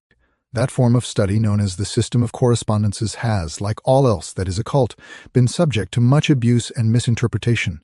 It has been confused with the doctrine of signatures, which is profoundly misleading. The doctrine of signatures declares that an analogy exists between different entities if there is a certain superficial resemblance. For instance, infusions of plants possessing kidney-shaped leaves were considered efficacious for diseases of the kidneys. The system of correspondences, rightly understood, is vastly different from this. It is predicated on the doctrine that the visible is but the shadow cast by the invisible, and it endeavors to ascertain precisely what is casting a specific shadow. In other words, esoteric science maintains that matter is constructed upon a framework of spirit, that spirit emanates matter, not matter-spirit. Working upon this hypothesis, it seeks to discover what spiritual factor has emanated the particular material object under consideration. In other words, it seeks to identify the relationship that ex hypothesi exists between the seen and the unseen, Furthermore, it maintains that the roots of many material manifestations can be located in a single spiritual principle, and that therefore these must be interrelated among themselves. Finally, the doctrine of correspondences, philosophically understood, implies that there will exist mental and astral states of the said spiritual principle in its descent into matter, as well as mental and astral congeners of its manifestations, and that these interact among themselves and profoundly influence the material conditions with which they are allied. A system of correspondences, therefore, consists in the knowledge of the astral, mental, and spiritual affinities of any given object on the material plane. From such profound knowledge come immediate and practical consequences, for if the relations and reactions of the system's subtle planes can be discerned, it inevitably follows that the reciprocal relations existing between their physical counterparts will be comprehended. Consequently, the foundation of divination resides within the study of correspondences. Indeed, divination constitutes nothing more than cosmic diagnosis and prognosis.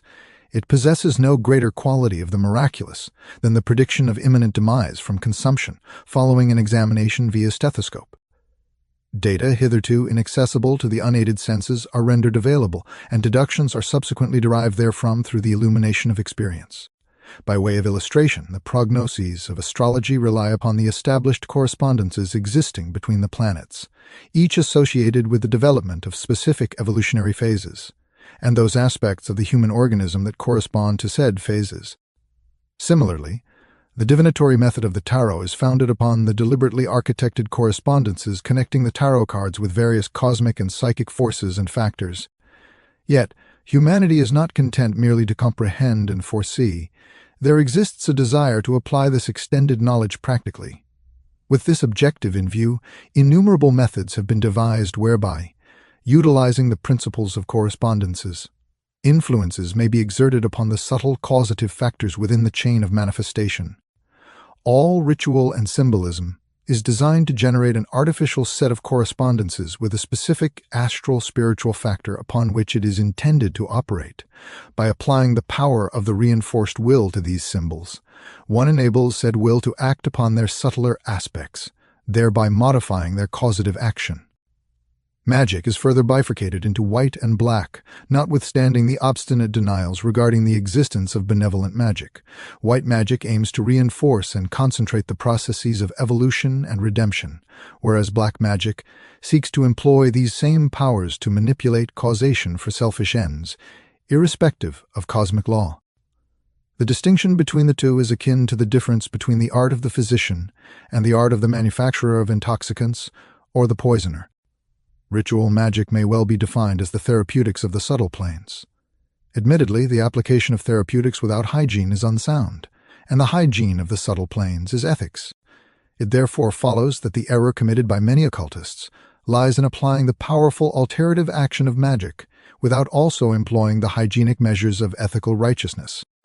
However, when utilized correctly, the potent medicament of magic can achieve for both soul and society what no other measures can accomplish so speedily or effectually, for it possesses the capacity to sever the vicious circle of psychic infection that would otherwise be abandoned to the slow processes of time. The divergence between magic and methods of meditation is comparable to the difference between pharmaceuticals and diet. Medicines will swiftly accomplish what diet can effect only slowly, and in critical instances, there is no time to await the gradual processes of dietetics, thus necessitating the use of medicines or risking total failure. Nevertheless, pharmaceuticals are no substitute for a proper diet and a wholesome regimen. Although magic enables the attainment of a speedy and potent result, it is only through right understanding and right ethics that the position thus won can be maintained. Black magic differs from white magic not so much in the methods it employs as in the source whence its powers are derived. White magic seeks to ascend and draw down power from above. Conversely, black magic seeks to reach backward into an outgrown phase of evolution and release forces that have long since been equilibrated into a static form. It is as though the caustic alkali and acid that contributed to the formation of a neutral base were liberated once again. In black occultism, a disintegration of organized form into lower types of force occurs, and the two elements employed for this purpose are sex and blood. It would not be desirable to enter into the details of these methods within these pages. In addition to the utilization of these two physical sources of subtle force, the black magician employs the evocation of spirits and the formation of pacts therewith. These spirits may be the innocent natural forces of the elements, or nature spirits, which he may elect to use for either idle or malevolent purposes. They may be those wicked imaginings of human hearts, which constitute the evil spirits of the earth sphere. Or they may be drawn from that surplus of unbalanced force emanated during the earlier processes of evolution, which formed the raw material of those forms of existence known to Kabbalists as the Qliphoth. Finally, the black magician avails himself of the powers of certain narcotics to induce clairvoyance. This subject need not be pursued here, as I have already addressed it in detail within the pages of Sane Occultism. Chapter 9, Seership, Rituals, and Trance. Consequent to his instruction, the initiate ought to cultivate specific, tangible faculties. Should he fail to manifest them, one must conclude that his discipline has proved abortive regarding its objective. I possess scant tolerance for those schools of occultism that proclaim themselves purely ethical and speculative, asserting that any endeavor toward the practical application of their doctrines is perilous and iniquitous. The presumption may not unreasonably be entertained that they are incapable of communicating secrets of which they are not possessed. Let us examine what a neophyte is entitled to anticipate as the fruit of his discipline, provided he has faithfully discharged the obligations imposed upon him. The practical consequences of the study of occult science may be categorized into two aspects: the art of the seer, or vision, and the art of the magus, or power. The disciplined occultist should possess the capacity both to perceive and to operate within the invisible realms. The seership of the fully trained adept encompasses far more than the immediate psychic perception of the subtle facets of his proximal environment. It implies, furthermore, the power to traverse consciousness across both time and space, to ascend the stream of chronology, and to exist once more amidst scenes that have long since vanished. Within the literature of spiritualistic research, there exist myriad accounts of phantasms of the living. The adept should comprehend the art of generating this phantasm, or astro-etheric form, and possess the ability to execute this at will. From the seer's capacity to perceive the unseen naturally arises the possibility of comradeship and cooperation with the denizens of the unseen. These associations are of two distinct categories. He may merely encounter, in passing, the inhabitants of the astral plane, the plane of Maya or illusion, or he may succeed in establishing contact with entities of a significantly superior order and greater potency. One of the principal advantages of initiation into a fraternity possessing an extensive traditional lineage lies in the fact that many souls will have attained their liberation through its discipline and are currently laboring upon the inner planes. It is into their comradeship that the newly initiated brother enters. He is therefore in a position vastly dissimilar to that of the psychic, who ventures onto the astral by means of his own unaided psychism. The latter is analogous to an individual who takes up residence in a great metropolis without letters of introduction. A considerable period must elapse before he forms acquaintances, and those with whom he establishes casual familiarity will likely not be numbered among the city's most exemplary citizens. Of paramount importance to the occultist are those connections he designates as his contacts. These contacts are not entirely analogous to the controls of the spiritualist, although the underlying concept shares much in common. Contacts are established not so much with individual entities as with orders or fraternities. For instance, a contact may be established with the druidical schools of initiation that flourished in these islands during prehistoric eras, or with one of the magical schools that existed in the Jura during medieval times. The initiate who maintains such a connection will not merely be in communion with the souls of former members, but also with the forces they concentrated through their ritual. Perhaps a further example will serve to render this concept yet more lucid. The devout Catholic does not supplicate the saints for their own sakes, but rather that through their intervention he may establish contact with the powers behind the Christian Church, which is to say, with the Christ, and through the Christ, with God. The same principle applies to all occult contacts, notwithstanding that they may not aspire to such lofty sources. The contacts available to the initiate comprise two types, those with the elder brethren and those with beings of other evolutions. The elder brethren are those who have been liberated from the wheel of birth and death, and who continue their evolution upon the inner planes, having nothing further to learn from matter. They are customarily designated generically as the masters.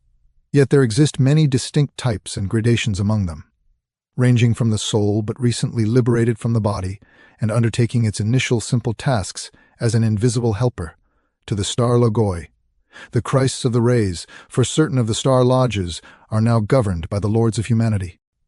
The beings of another evolution must never be regarded as evil spirits or devils. They are aspiring, even as we are, yet they partake of a different form of life. We might liken the various evolutions occupying our solar system to the divergent programs transmitted through the ether via the wireless. They all utilize the ether simultaneously, yet we receive only that specific one to which we have tuned our receiving apparatus. Should we, by any chance, capture fragments of another program, we become considerably vexed and declare that there is interference. Thus, it is regarding our contacts with evolutions other than our own. The accidental reception of their vibrations by our consciousness constitutes psychic interference, however. The adept may elect to alter the tuning of his mental apparatus and access the Deva kingdom. The second aspect of the initiate's endeavors pertains to the work of the magus, or the aspect of power.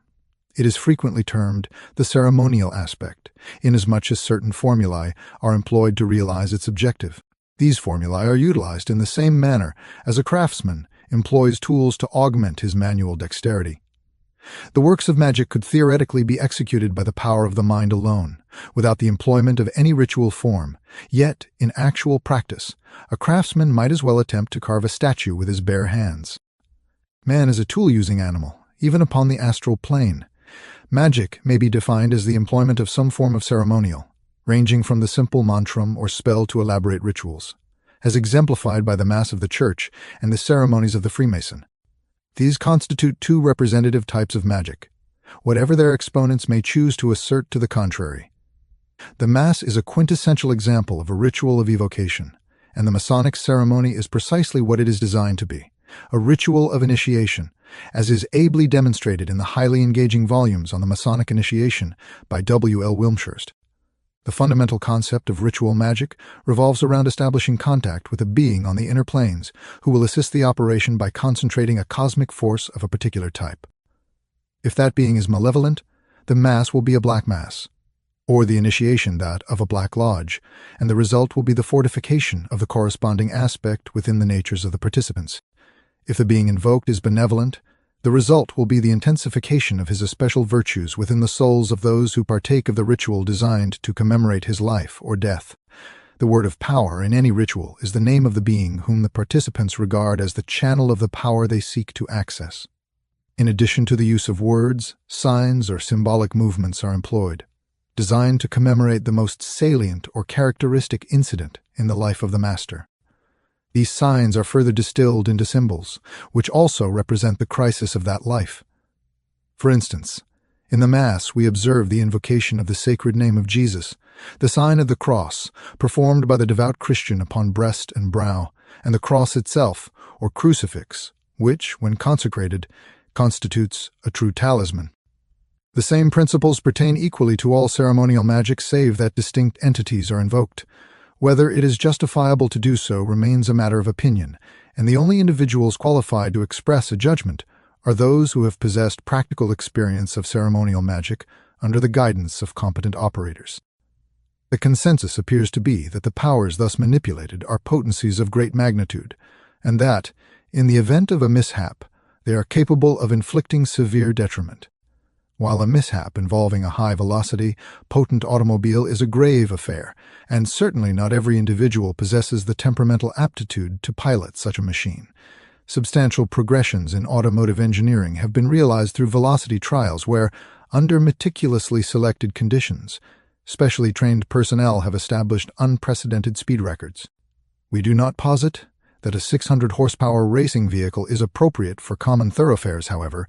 We do assert that it is solely through the utilization of these formidable machines under specialized circumstances that the requisite knowledge is acquired, knowledge that shall subsequently advance engine design in its totality. Thus is the case with the works of magic. To the average devout individual seeking spiritual attainment, magic bears the same relation as the racing car does to the ordinary motorist.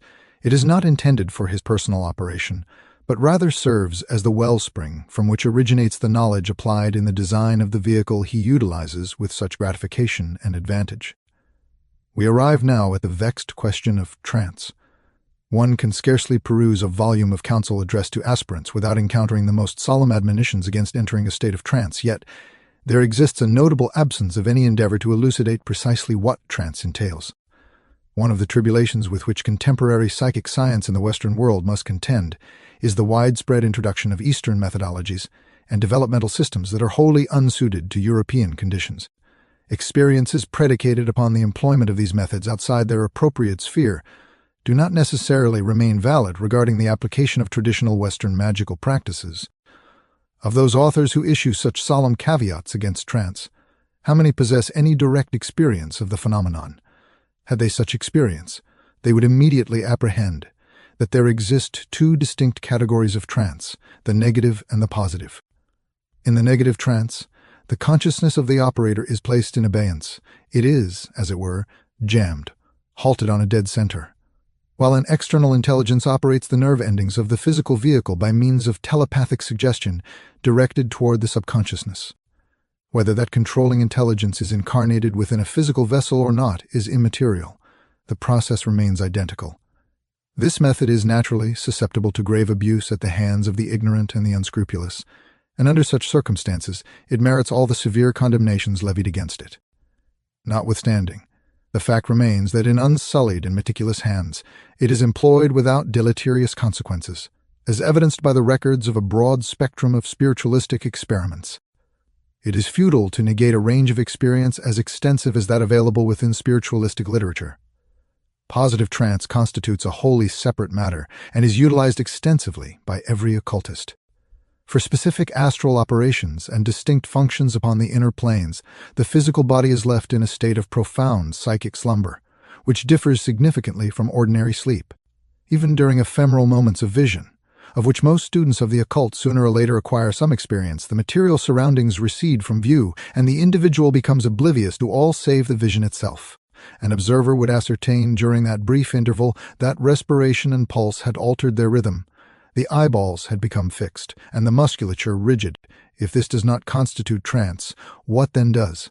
There exist numerous shibboleths in occultism which are the result of hearsay rather than experience.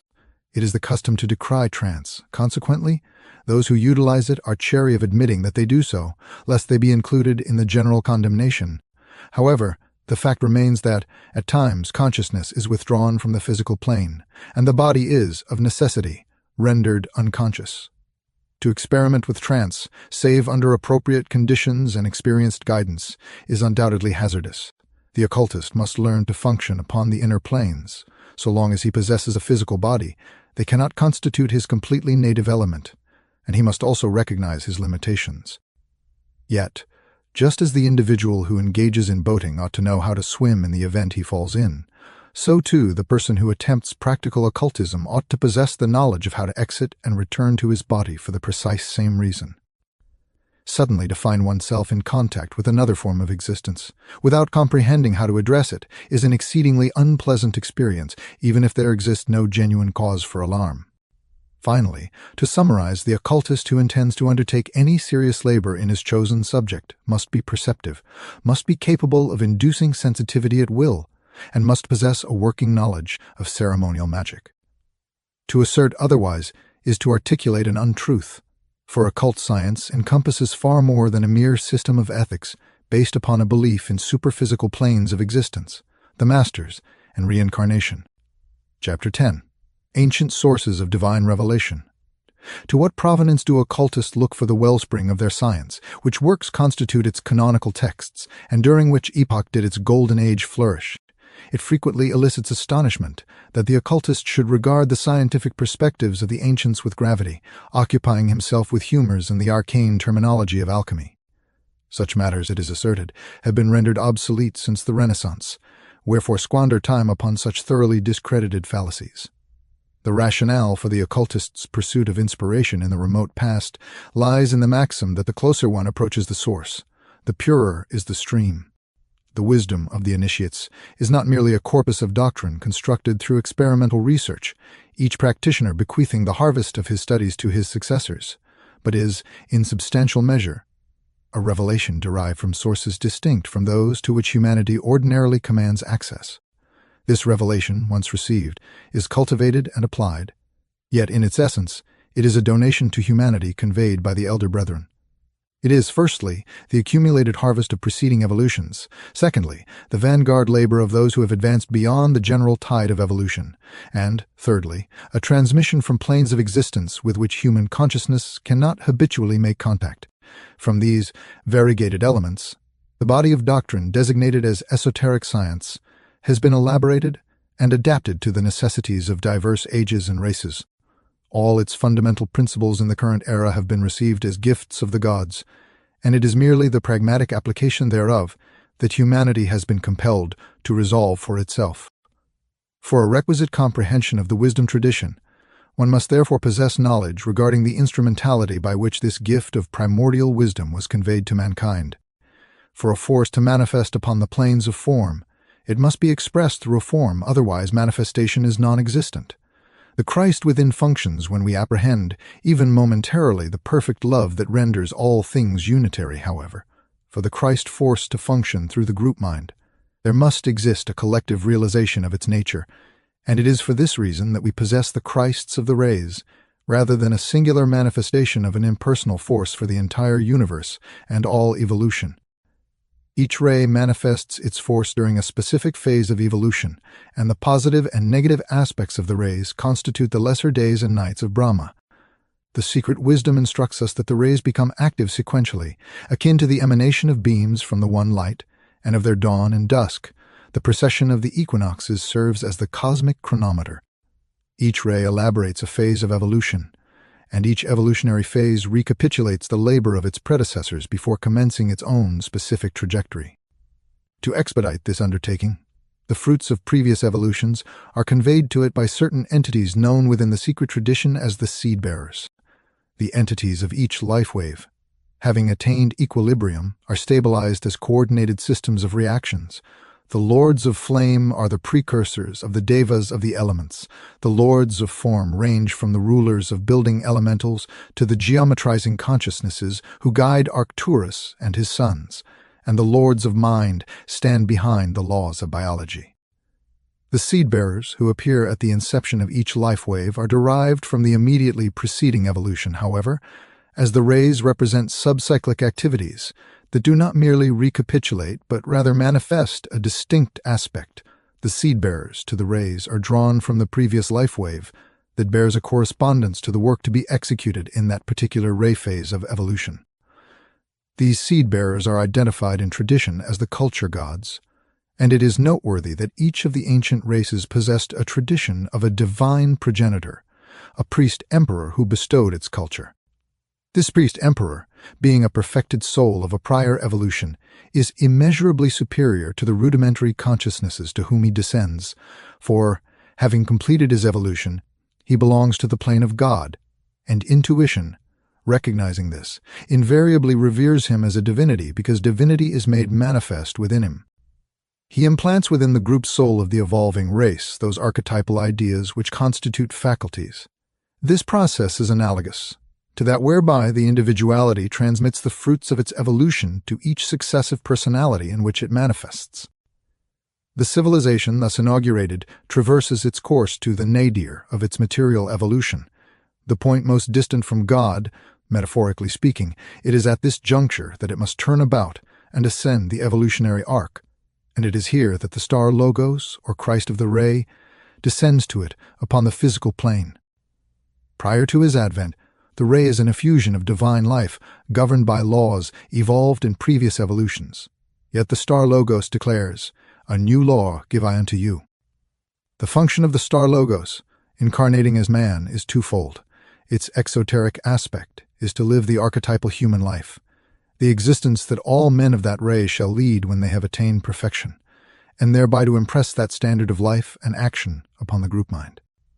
Thus, he is not only perfect God, being divinity made manifest, but he is also perfect man, or the archetypal ideal of humanity for that phase of evolution, and that which he is during his brief earthly manifestation, all men must become when they are perfected, even as our Father who is in heaven is perfect. The Christs of the rays invariably manifest on the physical plane during the sub-cycles of the ray that correspond in number and color with the ray itself. Thus, it was during the fourth sub-cycle of the green ray, in the fourth sub-race of the fourth root race, that the Manu Narada founded the Temple of the Sun in the city of the Golden Gates within lost Atlantis. The Manu Narada was a lord of mind, for the Atlanteans were engaged in evolving the conscious mind. In identical fashion, archetypal ideas were conveyed to mankind by the Manu Melchizedek, who was a lord of flame and also of mind, and it is to this school that the most ancient initiations of our present race are traceable. Consequently, the highest of our initiates are referred to as high priests, after the order of Melchizedek, which is to say, they trace their spiritual lineage back to a primordial initiation. Alcohol, whatever may be predicated regarding its abuse, was originally the Western equivalent of the soma juice, the medium whereby the brain was enabled to respond to the vibrations of abstract mentation, which it is the function of this root race to develop, just as the Atlanteans developed the concrete mind and bequeathed it to us. Intoxication is one of the characteristic vices of Europe. What alcohol was to this subrace, the knowledge of utilizing the endocrine glands will be to the subsequent subrace. This knowledge has long remained the secret of the initiate, forming the basis of the yoga breathing systems, however. Exoteric science is now discovering these truths independently, and therein lie the seeds of destruction. It must not be presumed, however, that because the Manu of a ray functions as a priest-king only at its inception, and the star logos of a ray as its Christ in the sub-cycle corresponding to the number of the ray, humanity is ever bereft of guidance. Each sub-cycle of a ray, each sub-race of humanity, possesses its great one. These entities may be distinguished from the star logoi by the fact that, concerning the Christs, it is invariably recorded that they manifested through virgin birth and suffered the sacrificial death, and within this there resides a profound occult significance. It may, not unreasonably, be inquired, how can the foregoing statements be verified? No individual who has developed rational consciousness can be justifiably expected to accept, with finality, any statement based upon faith, and therefore, as obliged by the laws of his nature, he demands evidence. The substantiation regarding these matters is predicated upon the law of correspondences. As above, so below. That which is true of the microcosm man is true of the macrocosm, and that which is true of man is true of the amoeba, and that which is true of the amoeba is true of the macrocosm. Unless the findings of a psychic accord with the cosmic system, they cannot be regarded as accurate. Consequently, the psychic who is not also an initiate operates under a profound disadvantage, for he can never calibrate his measures against the Great Pyramid. There exist no exceptions within the cosmic law, nor do the metaphysics of the various occult schools diverge when comprehended in their purity, and it will be ascertained that the schema set forth in the preceding pages, although derived from the Western tradition, stands in no conflict with the system which Madame Blavatsky outlines in The Secret Doctrine, and which she received from the Eastern tradition. Chapter 11. The Esoteric Roots of Christianity. The diverse pantheons associated with the great cosmic faiths, whether Egyptian, Greek, or Christian, represent the symbol systems wherein the abstract truths taught by their founders, the sons of God, are enshrined. The Christian system is distinctively abstract. It has undergone significantly less anthropomorphization than the majority of the others. Within Christianity, therefore, one perceives a notably spiritual exposition of the one truth, and for its profound apprehension, a highly developed spiritual intuition is necessary. Consequently, where such intuition is absent, Christianity exercises a diminished appeal, for it is devoid of the intellectual interpretation, which constitutes the sustenance of the concrete mind, and herein resides a vulnerability of Christianity, as well as its incompleteness. The great founders of these faiths impart solely a spiritual doctrine and impetus. It is the priesthoods who subsequently elaborate the theology and ceremonial observances. The individuals who constructed primitive Christianity were derived from two distinct sources, initiates of the mysteries and non-initiates. Of the former category, St. Paul and St. John the Divine stand as exemplars, and the influence of their mystery training is rigorously discernible within their works. St. Paul distinguishes between those matters he may articulate openly to the multitude and those at which he may merely hint for the edification of those capable of perceiving the implication. There naturally arose a keen rivalry between the two classifications of Christians, those who had accepted the teachings of our Lord without prior mystery training and depended entirely upon spiritual intuition and good works, and those who, already accustomed to the methods of the mysteries, sought to express Christian truths in the nomenclature of the esoteric philosophy of their era. The initial chapter of the Gospel according to John serves as a paramount example of the process whereby men, already highly disciplined in mystical knowledge, correlated the new doctrine with that which was antecedently familiar to them.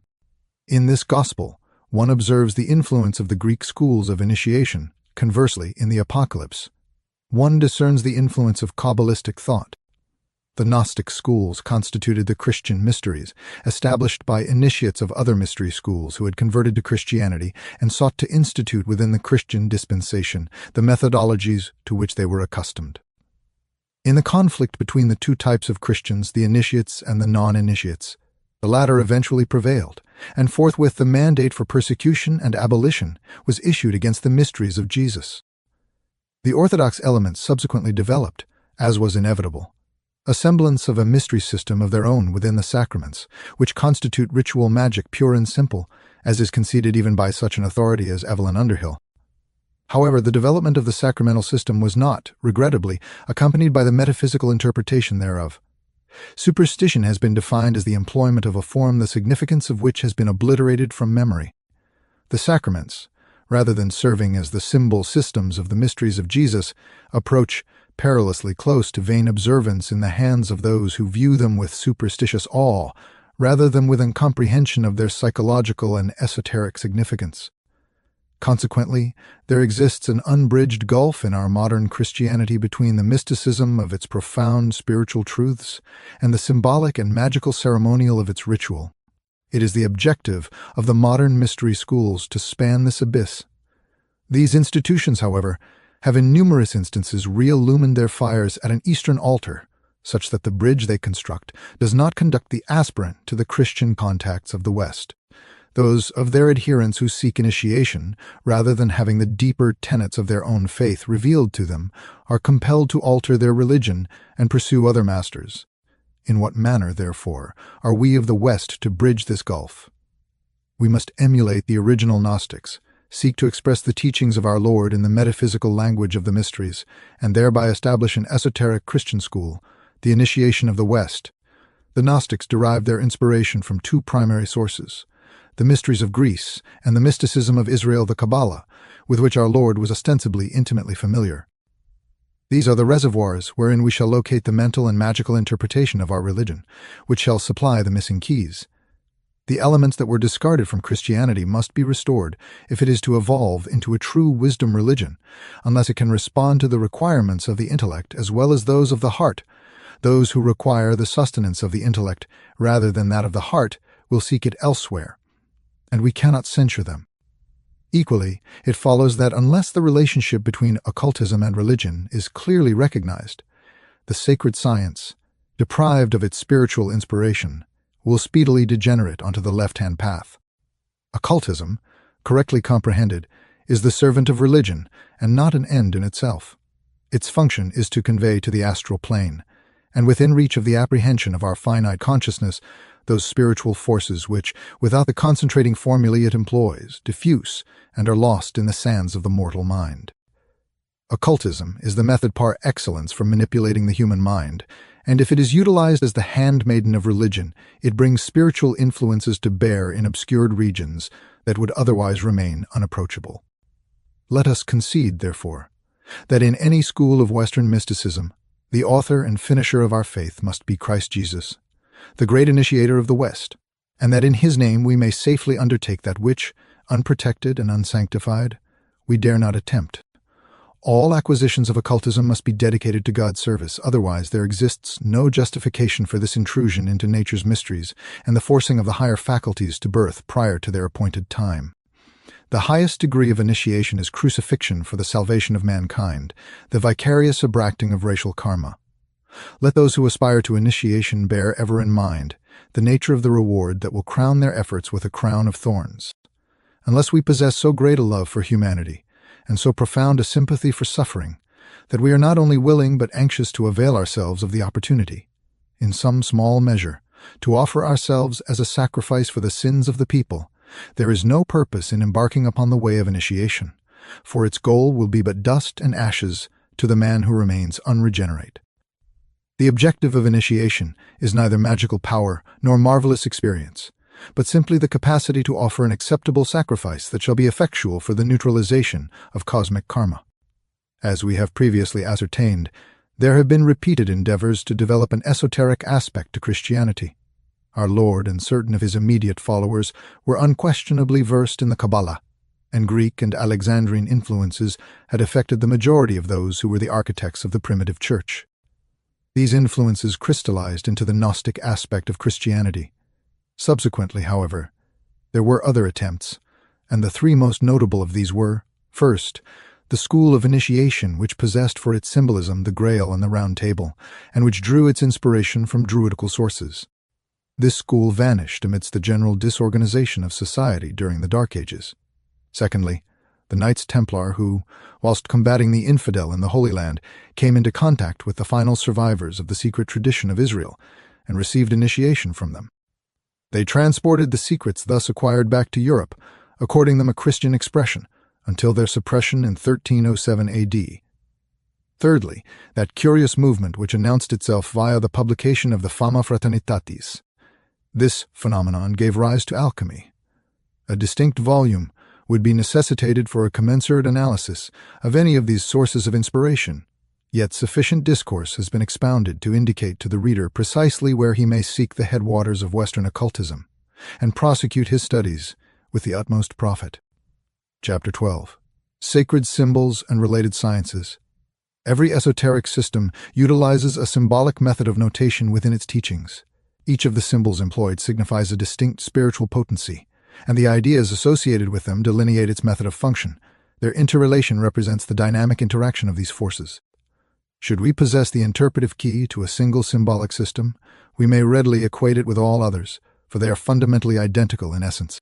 All the gods and goddesses within a pantheon, with a solitary exception, typify forces of nature and fundamental spiritual principles, for the one is but the obverse of the other. This system of symbology admits of translation into the terminology of each plane of the manifested universe. Upon the physical plane, they correspond to what we shall term, borrowing a designation from the East, the mundane chakras, that is to say, the points upon the physical plane where contact is established between the unseen and the seen. Different categories of force possess distinct points of contact. These are represented by the 12 signs of the zodiac, the 7 planets, and the 4 elements, and they possess their correspondence upon the various planes of existence with the diverse grades of the celestial hierarchy. Knowledge regarding these matters constitutes one of the strictly guarded secrets of the mysteries, and is never revealed beyond their portals. These cosmic symbols are further represented by the characters of a sacred language, which, within the Western tradition, is identified as Hebrew. From these letters are formed the sacred names and words of power, which are, in essence, algebraic formulae summarizing spiritual potencies. Thus is the universe depicted to the initiate, enabling him to trace the correlation among its constituent parts and to perceive which invisible realities cast their shadows upon the world of Maya, or illusion. Employing this principle, rituals are constructed with the design of bringing the human soul into contact with the represented potencies, and divinatory systems are developed to reveal the combinations and movements of these invisible forces. Let it not be forgotten that divination, which is the discernment of the unseen, is a distinct entity from mere fortune-telling. It bears the same relationship to the latter as scientific medicine bears to the catchpenny nostrums peddled at a rural fair. In discussing the pantheons of the gods, it was noted that each deity represented a spiritual principle or a natural force, with one exception, the sacrificed god. He represents the soul of the initiate, to whom he serves also as the great initiator. The pantheon may therefore be approached from 2 aspects, the external and the internal. It may be discerned within nature or within the soul of man. In its ultimate aspect, these two become one. This constitutes the objective of the work of the mysteries. There exists no such thing as polytheism in the sense in which the term is usually understood. A father of the gods is invariably recognized as the great first cause of the universe, and from whom all things emanate.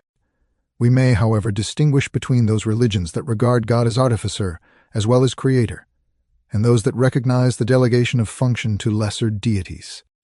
Yet, even within a faith as rigidly monotheistic as Judaism, it is acknowledged that the direct action of God in all matters is inconceivable. Thus, we arrive at the concept of the divine emanations, or Sephiroth, and their manifestation throughout the four worlds of the Kabbalists via angelic hosts. In this concept, there is no fundamental divergence from that which underlies the Egyptian or Hindu pantheons, save that the angels of the manifestations are distinctly recognized as God's servants, rather than his peers. The correspondences may be clearly traced between all three cosmogonies with the aid of astrological symbolism. The student of the mysteries is therefore required to comprehend his cosmic symbolism as set forth in these pantheons, although he may select one of these systems as his key system and adopt it as his own. He would be well advised to familiarize himself with the others, for each possesses its own unique development and application, capable of shedding significant additional light upon the system of his choice. For instance, the most profound natural magic is to be discovered in Egypt, whilst the loftiest metaphysics are found in India.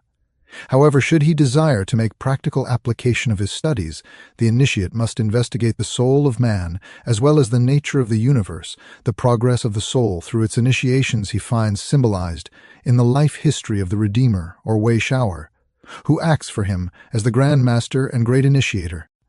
He shall find herein an epitome of the soul's trajectory from sensory consciousness to divine union. The essence of occultism resides in the interaction between the different levels of consciousness and the corresponding planes of manifestation. The psychic is one who functions negatively within this interaction. He reacts to the conditions he encounters and thereby perceives them, yet he exerts negligible influence upon them. The adept, conversely, while perceiving does not react, he therefore functions positively in his relations to the subtle worlds, projecting his influence upon them rather than absorbing their influence into himself. The magician might be distinguished from either of these two as one who understands how to influence subtler worlds, but, lacking the capacity to perceive them, is unable to operate directly thereon. He is thus obliged to depend upon intermediaries, whom he evokes to serve his will. The true adept depends not upon the intervention of spirits, whether divine or diabolical, but operates directly upon the plane of his choice. As the primary perils of occultism lie in the evocation of spirits and their subsequent banishment, it will be seen that the magus occupies a position vastly different from that of the magician regarding his relations with the subtler planes. Beyond his studies of subjects that are essentially occult, however, there exist other sciences with which the student ought to be acquainted if he is to do justice to his task, for unless he possesses a working knowledge of them, he will be unable to appreciate the significance of a substantial portion of his occult researches. First and foremost among these is psychology, for without a thorough comprehension of the nature of consciousness, he will be rendered totally unfit to cope with the intricate problems of consciousness that constantly present themselves during his studies, where, in point of fact, everything hinges upon the nature of consciousness and its relation to the ego and the various levels of manifestation. The ordinary scholastic psychology, such as one might acquire in preparation for a career in pedagogy, will hold little interest for him, however. After he has absorbed its simpler lessons regarding modes of apprehension and the classification of consciousness, he may safely abandon the behaviorist school and proceed to the investigation of the analytical schools, particularly the Jungian, for these will yield him far richer results. Subsequently, after some acquaintance with their methods and concepts, he should investigate the phenomena of hypnosis and suggestion, and of hypernormal states in general. He will discover that both the spiritualists and the Catholic mystics possess much to impart regarding these subjects that will repay his attention. Thus, equipped with data enabling him to form judgments, he is in a far superior position to investigate the unseen than if he ventured forth clad in nothing but the armor of faith. The consciousness of the seer and the powers of the magician are not entities separate from natural laws. The operations of these laws may be observed and studied in other spheres, as well as those of practical occultism. And it is through this comparative study that the greatest illumination is cast upon their operation. A comprehensive command of anthropology, archaeology, and folklore is likewise of inestimable value, for diverse systems, particularly those persisting among primitive societies in the contemporary era, cast significant illumination upon ancient cultures and facilitate a superior apprehension of their metaphysical import. A fundamental understanding of physiology is equally indispensable if the intricate interplay between mind and body is to be comprehended, and contemporary advancements in physics are of singular interest to the student of occultism, elucidating as they do the nature of the etheric substratum of the manifested universe. Finally, it is imperative to acquire at least a foundational schooling in the methodologies and concepts of philosophy, alongside the findings of comparative religion. Thus fortified, the initiate shall possess the requisite cultural background to engage his chosen subject with a scientific spirit, thereby yielding results worthy of serious consideration. Chapter 13. The Alchemy of Mental Discipline. The grimoires of magic provide instructions regarding the fabrication of the magical instruments employed by the magus in his labors, specifically the wand, the sword, the stylus for inscribing pentacles, and sundry other implements. However, these texts are typically the product of the uninitiated, replete with imperfectly comprehended and distorted secrets purloined from the mysteries. This materialistic conception has endured even among students of the discipline who should possess superior understanding. The virtue resides not within the elaborate procedures utilized in the preparation of a material article, but rather in the condition engendered within the etheric counterpart of that object through the manipulation and mental concentration to which it is subjected during the operation. It is magnetized, firstly, by the personal magnetism of the operator, secondly, through the construction of an aura of thought forms surrounding it, and thirdly, by the correct employment of the imagination and the will, whereby it becomes the physical vehicle of an invisible cosmic force contacted by the operator and therein concentrated. It will be discerned from the preceding considerations that the essence of all practical operations is inherently mental. It follows, therefore, that within the faculties of the mind, we discover the key to the entire process. Yet, although every individual possesses a mind, by no means do all possess the conscious utilization of these powers, notwithstanding the fact that a greater number of individuals command the subconscious and involuntary use of them than is generally acknowledged. A significant portion of an initiate's training must consequently consist of the development of these latent aspects of his intellect. For the purposes of our study, we may categorize the mind under three headings, as is customarily done in psychology: feeling, will, and reason. However, rather than viewing them as psychologists do, as distinct units, we shall regard them as the Kabbalists do, as successive emanations culminating in equilibrium. We should thus perceive feeling and reason in polarity, and the kinetic will as the result of their union. Yet this alone is insufficient. According to Kabbalistic principle, a trinity thus constituted must be resumed within a fourth principle upon another plane before it can become functional. If the plane under consideration is a lower one, they will be resumed within a physical body, which affords them expression upon the plane of matter through instinct. Conversely, if the plane under consideration is a higher one, they will be resumed within that little understood faculty, the imagination. It is from this synthesis upon a higher plane, and from this alone, that occult power emanates. We must therefore consider the process by means of which the aspiring adept is enabled first to isolate these separate factors from the general coordination of his mind, to purify and concentrate them, and to resynthesize them upon a higher arc. This, indubitably, constitutes the genuine process of alchemy, the great work. Dirt has been aptly defined as misplaced matter. Purification consists in returning to its proper station whatever has become misplaced, thus mingling with, and thereby adulterating, that which differs from itself. Thus, should emotion intrude into any intellectual process, it contaminates the operation and falsifies its results, for intellectual processes should be conducted in terms of reason alone, so that the ultimate outcome may be truth. It follows that, as a preliminary to all mental processes, we must acquire such control over the emotions that they shall not function involuntarily. Such control is obtained not by the comparatively simple expedient of repression, but by the far more arduous process of sublimation, whereby the force generated by an external stimulus, instead of producing an immediate emotional reaction, which might occur where it is undesired, is directed toward a more remote reaction and discharges harmlessly upon another plane. Thus, an immediate reaction of resentment is transmuted into compassion, finding its resolution in charity. This is the primary and most difficult lesson that the seeker of the way must learn. Yet, once mastered, the powers thus acquired can be applied to the surmounting of other difficulties, for the momentum of the path is cumulative.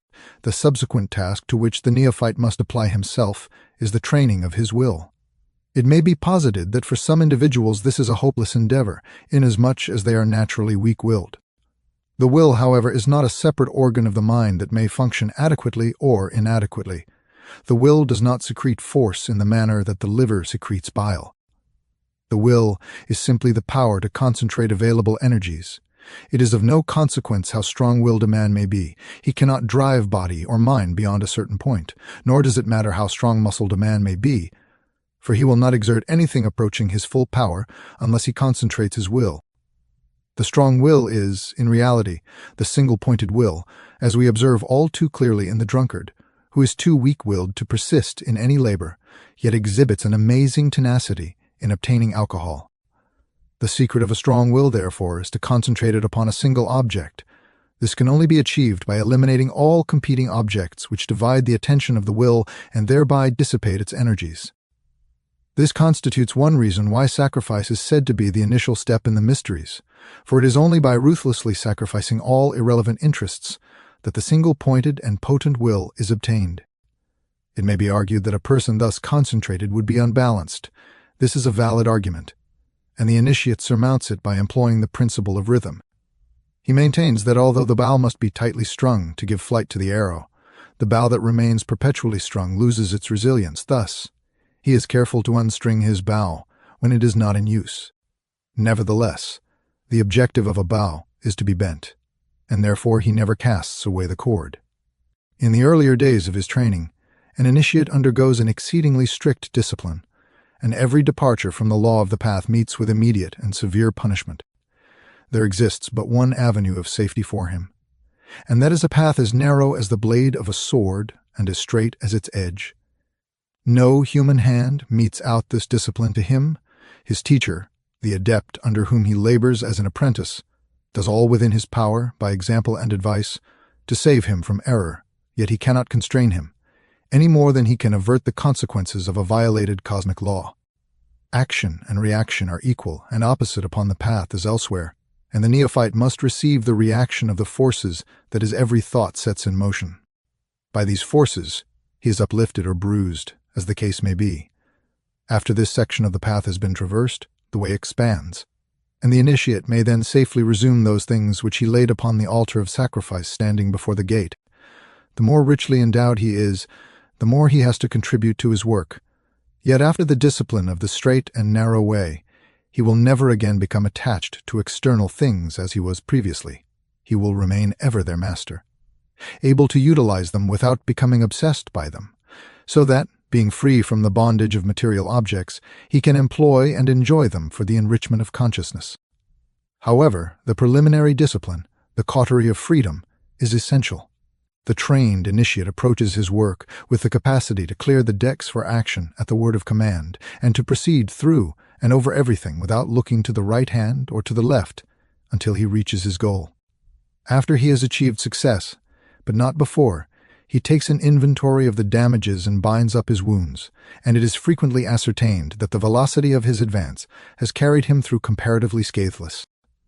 In practical existence, it will be discovered that there are remarkably few individuals, or aggregations thereof, possessing the fortitude to withstand the formidable onslaught of the disciplined will.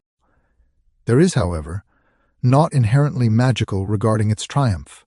It is only when knowledge regarding the cosmogony of the subtler planes is utilized that the operation of the will becomes truly occult, and it is solely when employed to direct cosmic forces that it transforms into the magician's rod.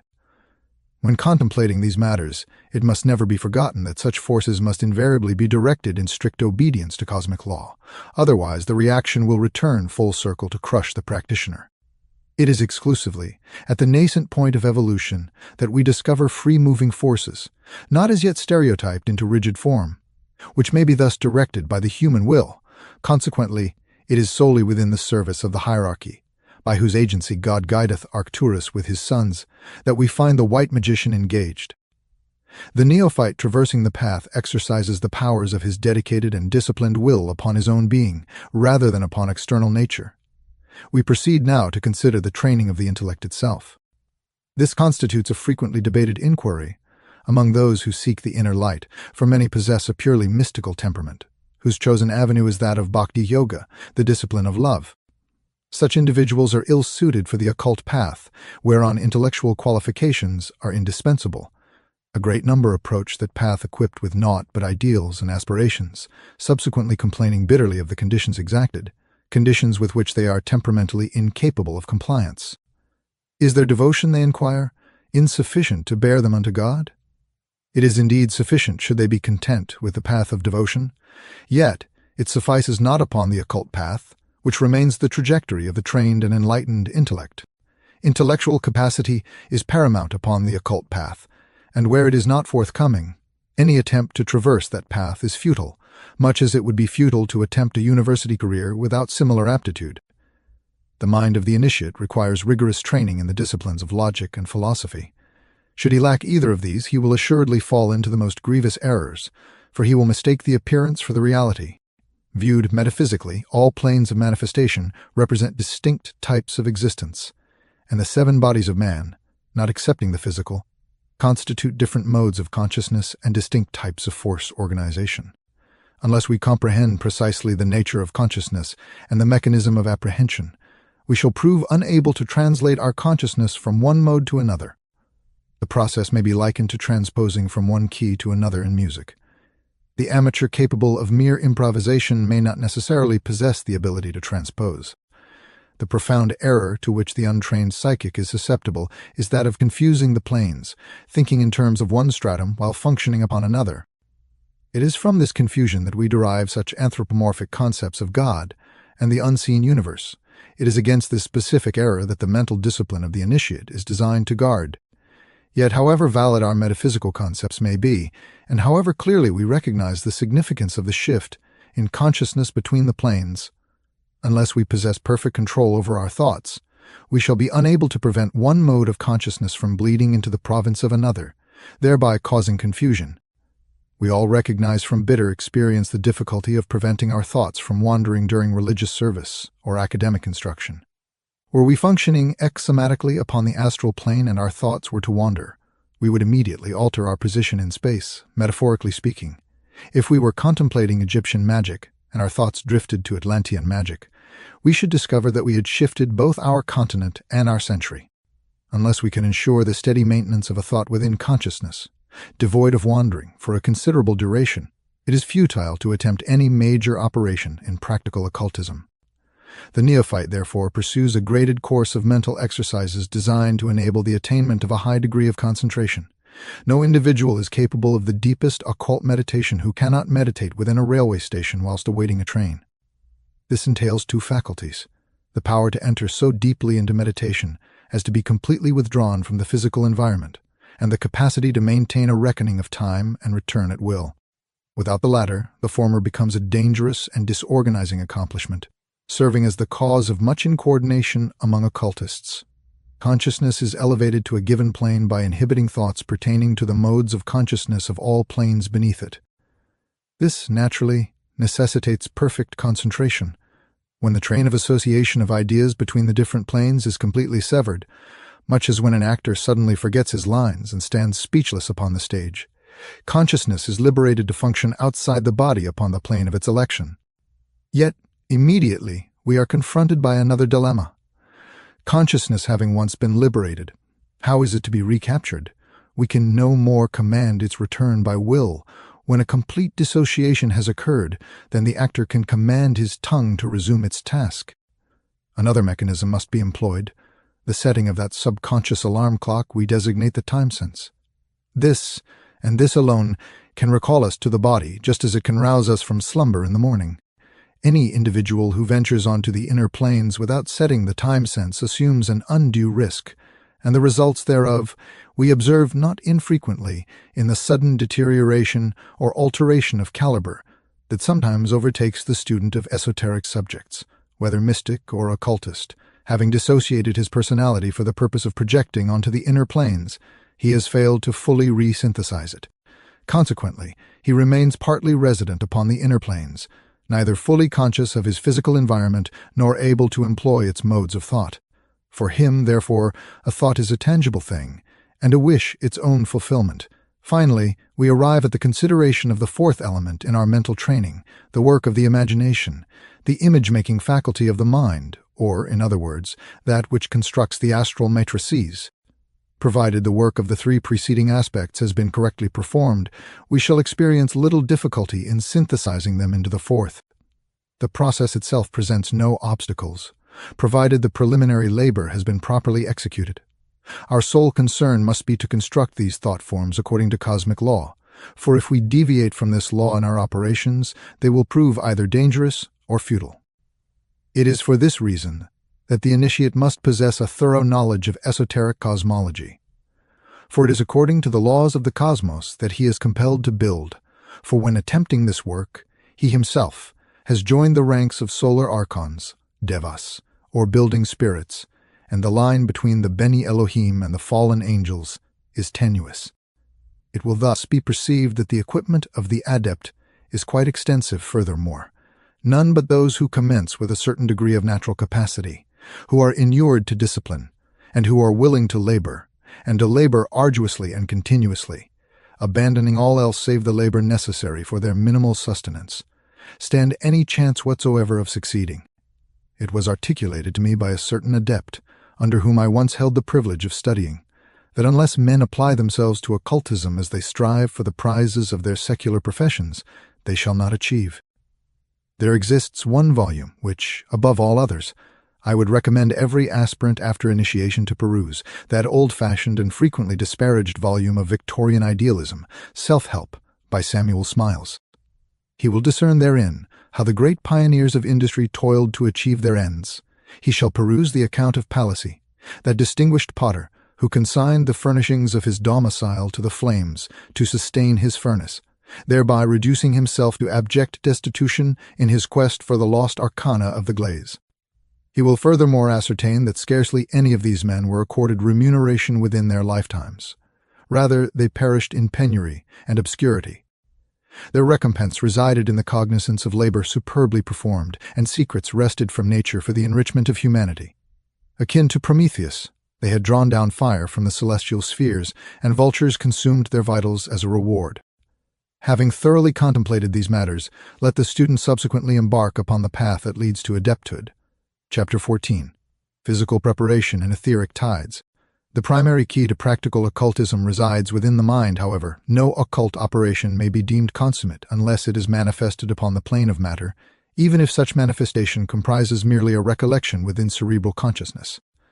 Failing this, any such endeavor must be classified as abortive.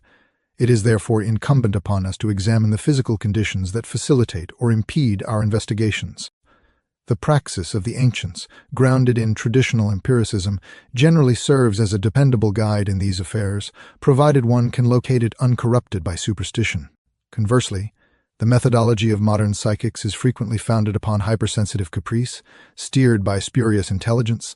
The nexus between matter and mind is discoverable within the etheric subplanes of existence.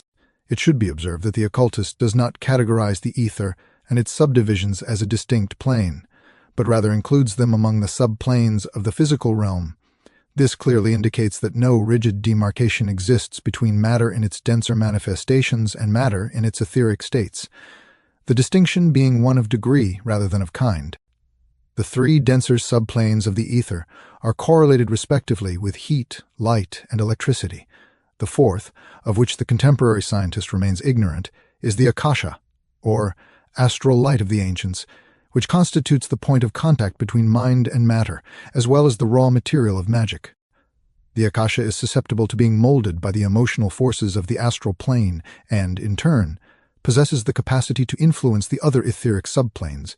It cannot, however, directly affect dense matter. Nevertheless, the ethers in their kinetic states, namely heat, light, and electricity, can indeed influence dense matter.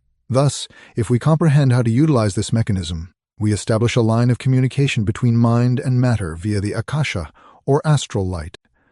It is this Jacob's ladder that initiates employ in their labors. Every manifested form incorporates a certain modicum of akasha into its substance, some to a greater degree, others to a lesser. Surrounding every form, whether it be a diatom or a planet, there exists an electric field of magnetic stresses. It is this electromagnetic field, augmented by the modicum of astral light, which serves as the vehicle for life forces and the transmitter of mental impulses. Consequently, when the occultist executes operations upon the physical plane, It is with this etheric body that he engages, rather than with dense matter. If he employs material objects or substances at all, it is solely on account of the etheric element present within their composition. For instance, crystals and pure metals possess the greatest proportions of etheric substance found in inanimate nature. Conversely, alloys or any composite substances are practically futile from the occult perspective because their etheric double does not constitute a cohesive whole, but rather consists of divergent vibrational types. It is precisely these substances, highly refractive crystals and pure, unalloyed metals, that were utilized by the ancients for the fabrication of charms and amulets. That their confidence in these materials was not rooted in mere superstition is evinced by the fact that the electrician also discovers a necessity for pure, unalloyed metals in his batteries and circuits. Furthermore, the crystal is employed as a detector in wireless telegraphy due to its susceptibility to etheric vibrations, thus corroborating the occultist's assertion that the crystal is the most magical of physical substances by virtue of its supreme etheric quality. The occultist endeavors to fashion his physical body into a vehicle that shall impede him as minimally as possible during his psychic activities. That is to say, it must be as refined as possible, utilizing the term in the metallurgist's sense rather than the social one. Secondly, it must possess sufficient strength and durability to endure the exceptional forces he requires it to transmit. The adept, therefore, is not an etherealized figure akin to the conventional saint depicted in a stained glass window. A trained occultist is, by virtue of his discipline, capable of immense physical endurance and possesses an exceeding tenacity for life. This is witnessed by the extraordinary circumstances surrounding the assassination of the infamous Rasputin, who withstood potassium cyanide and bullets through the heart and brain, ultimately requiring literal dismemberment before life was extinguished. The occultist does not regard the brain as the vehicle of the mind, but rather as the organ of motor coordination and sensation, a distinct matter entirely. For him, the vehicles of the mind are the 7 chakras, as they are termed in the East, or in other words, the endocrine glands. A modicum of reflection upon this point will reveal its implications. The ductless glands infuse their secretions into the bloodstream, and the blood is literally the essence of the individual. Alter the chemical composition of the blood, and one alters consciousness.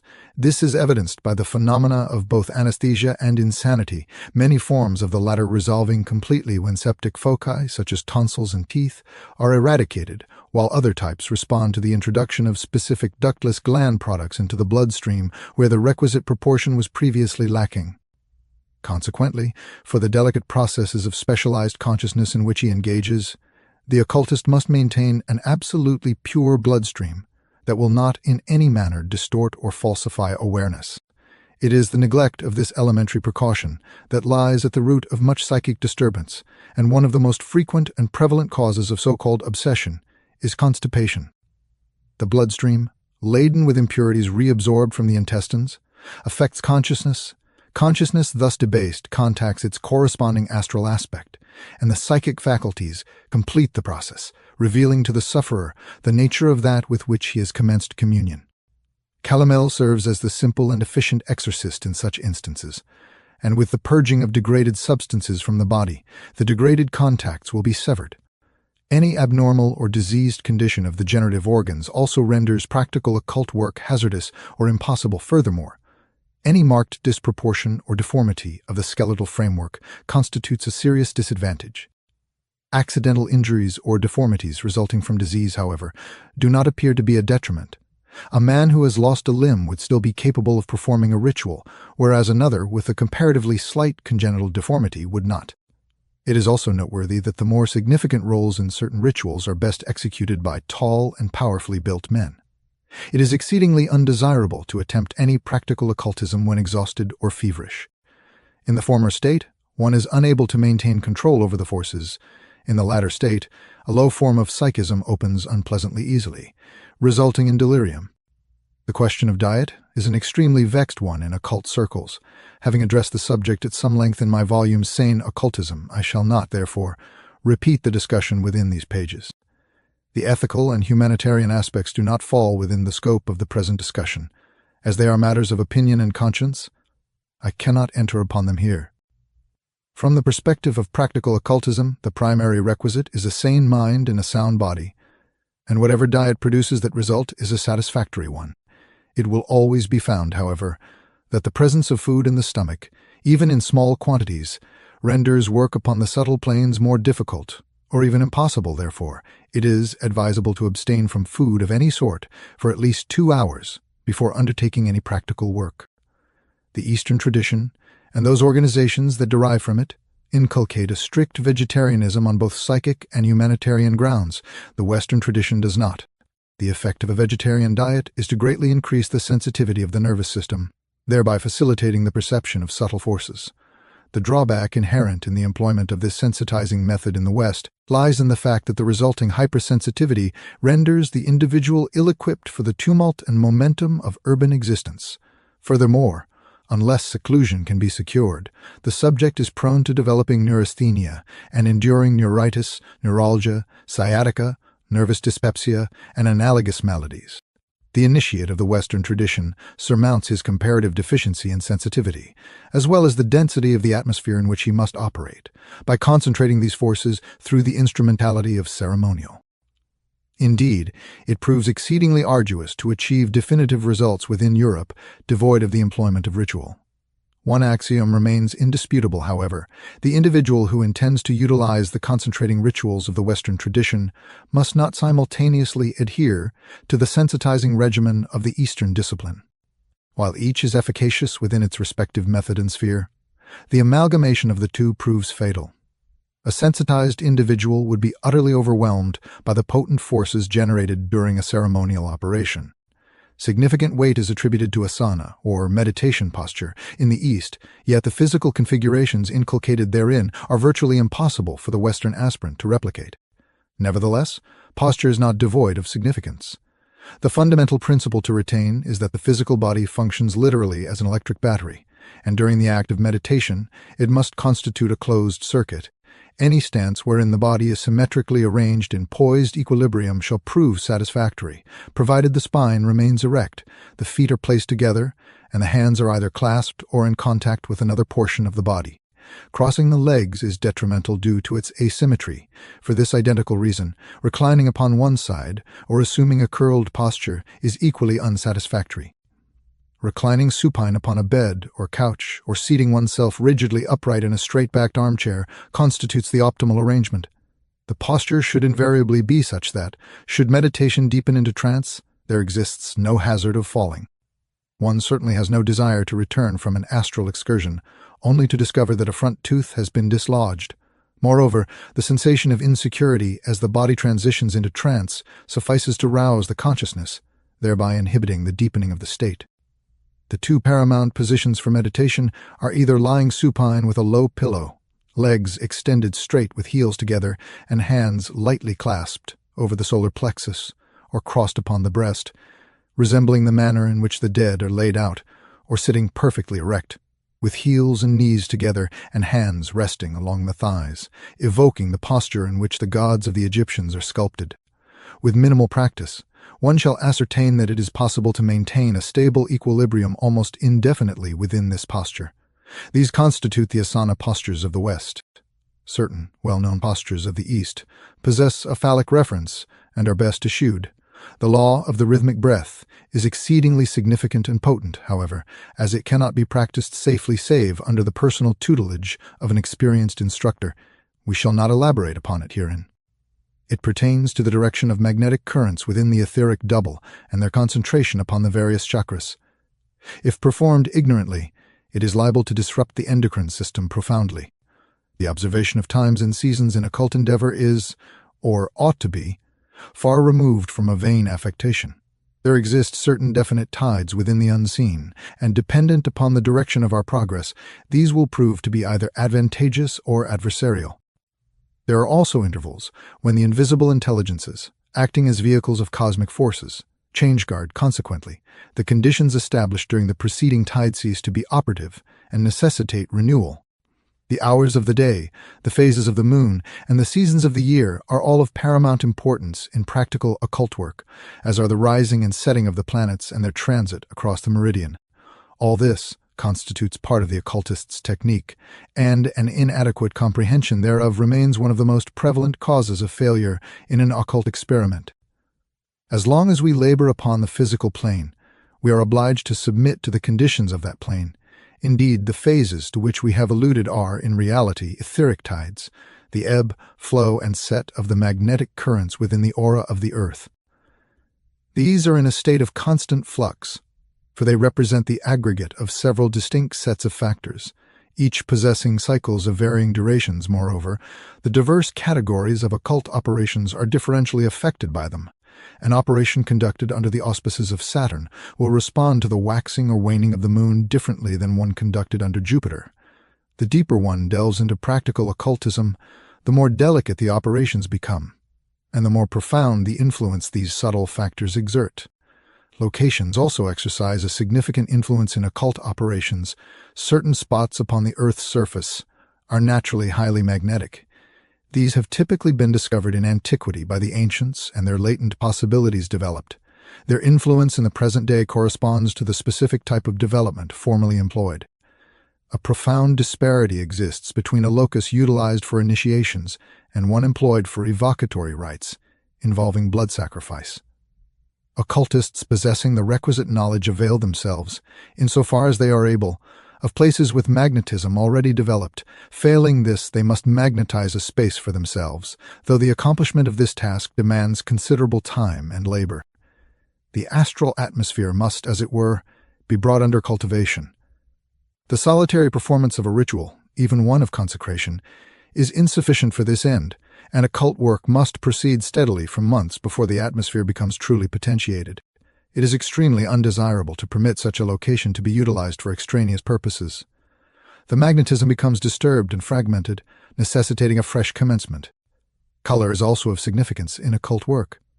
Firstly, it exerts considerable influence upon the state of consciousness. Secondly, it functions largely as a means of channeling a force from the etheric to the physical plane. There exists no such thing as a universally superior color for this objective. Distinct colors are employed in accordance with the various forces being manipulated. Each individual, according to his ray type, will ascertain that one specific color is optimal for the purposes of his private meditation and should utilize that hue in the ornamentation of his sanctuary or shrine. For the pursuit of profound occult work, it is absolutely essential to maintain a chamber set apart for this purpose, into which no one, save the operator and his assistants, is ever permitted to enter. There are two analogies that serve as valuable guides in the study of the principles underlying magical operations: bacteriology and electricity. The principles of insulation and magnetism, infection and inoculation, are as applicable upon the subtle planes as they are upon the dense. Chapter 15. Sexual Ethics and Spiritual Purity. A subject eliciting considerable divergence of opinion within occult spheres is that of celibacy.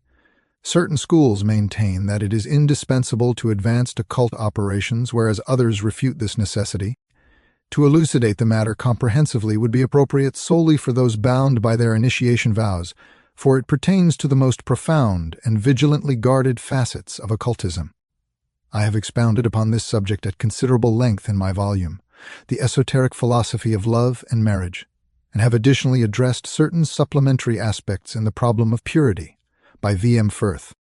The latter work was composed exclusively from the perspective of the psychologist and social worker. However, it is predicated upon esoteric doctrines regarding the subject, and those possessing sufficient esoteric knowledge to discern the subtext may derive significant insight therefrom. Within these pages, I may only examine the direct practical significance of this inquiry from the standpoint of the aspirant to initiation. What stance is he to adopt regarding this matter?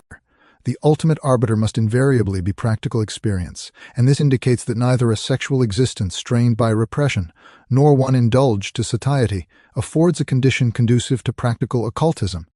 In the former instance, nervous tension will compromise the operator upon the astral plane, and in the latter, there will be a deficiency of etheric force essential for any occult operation. The dilemma is not a facile matter to resolve amidst the manifold inhibitions and conflicting interests of contemporary existence, where circumstances are more frequently dictated by capacity than by volition. The ideal is undoubtedly a union wherein husband and wife collaborate in the great work and integrate into their mutual relationship an understanding of its occult significance.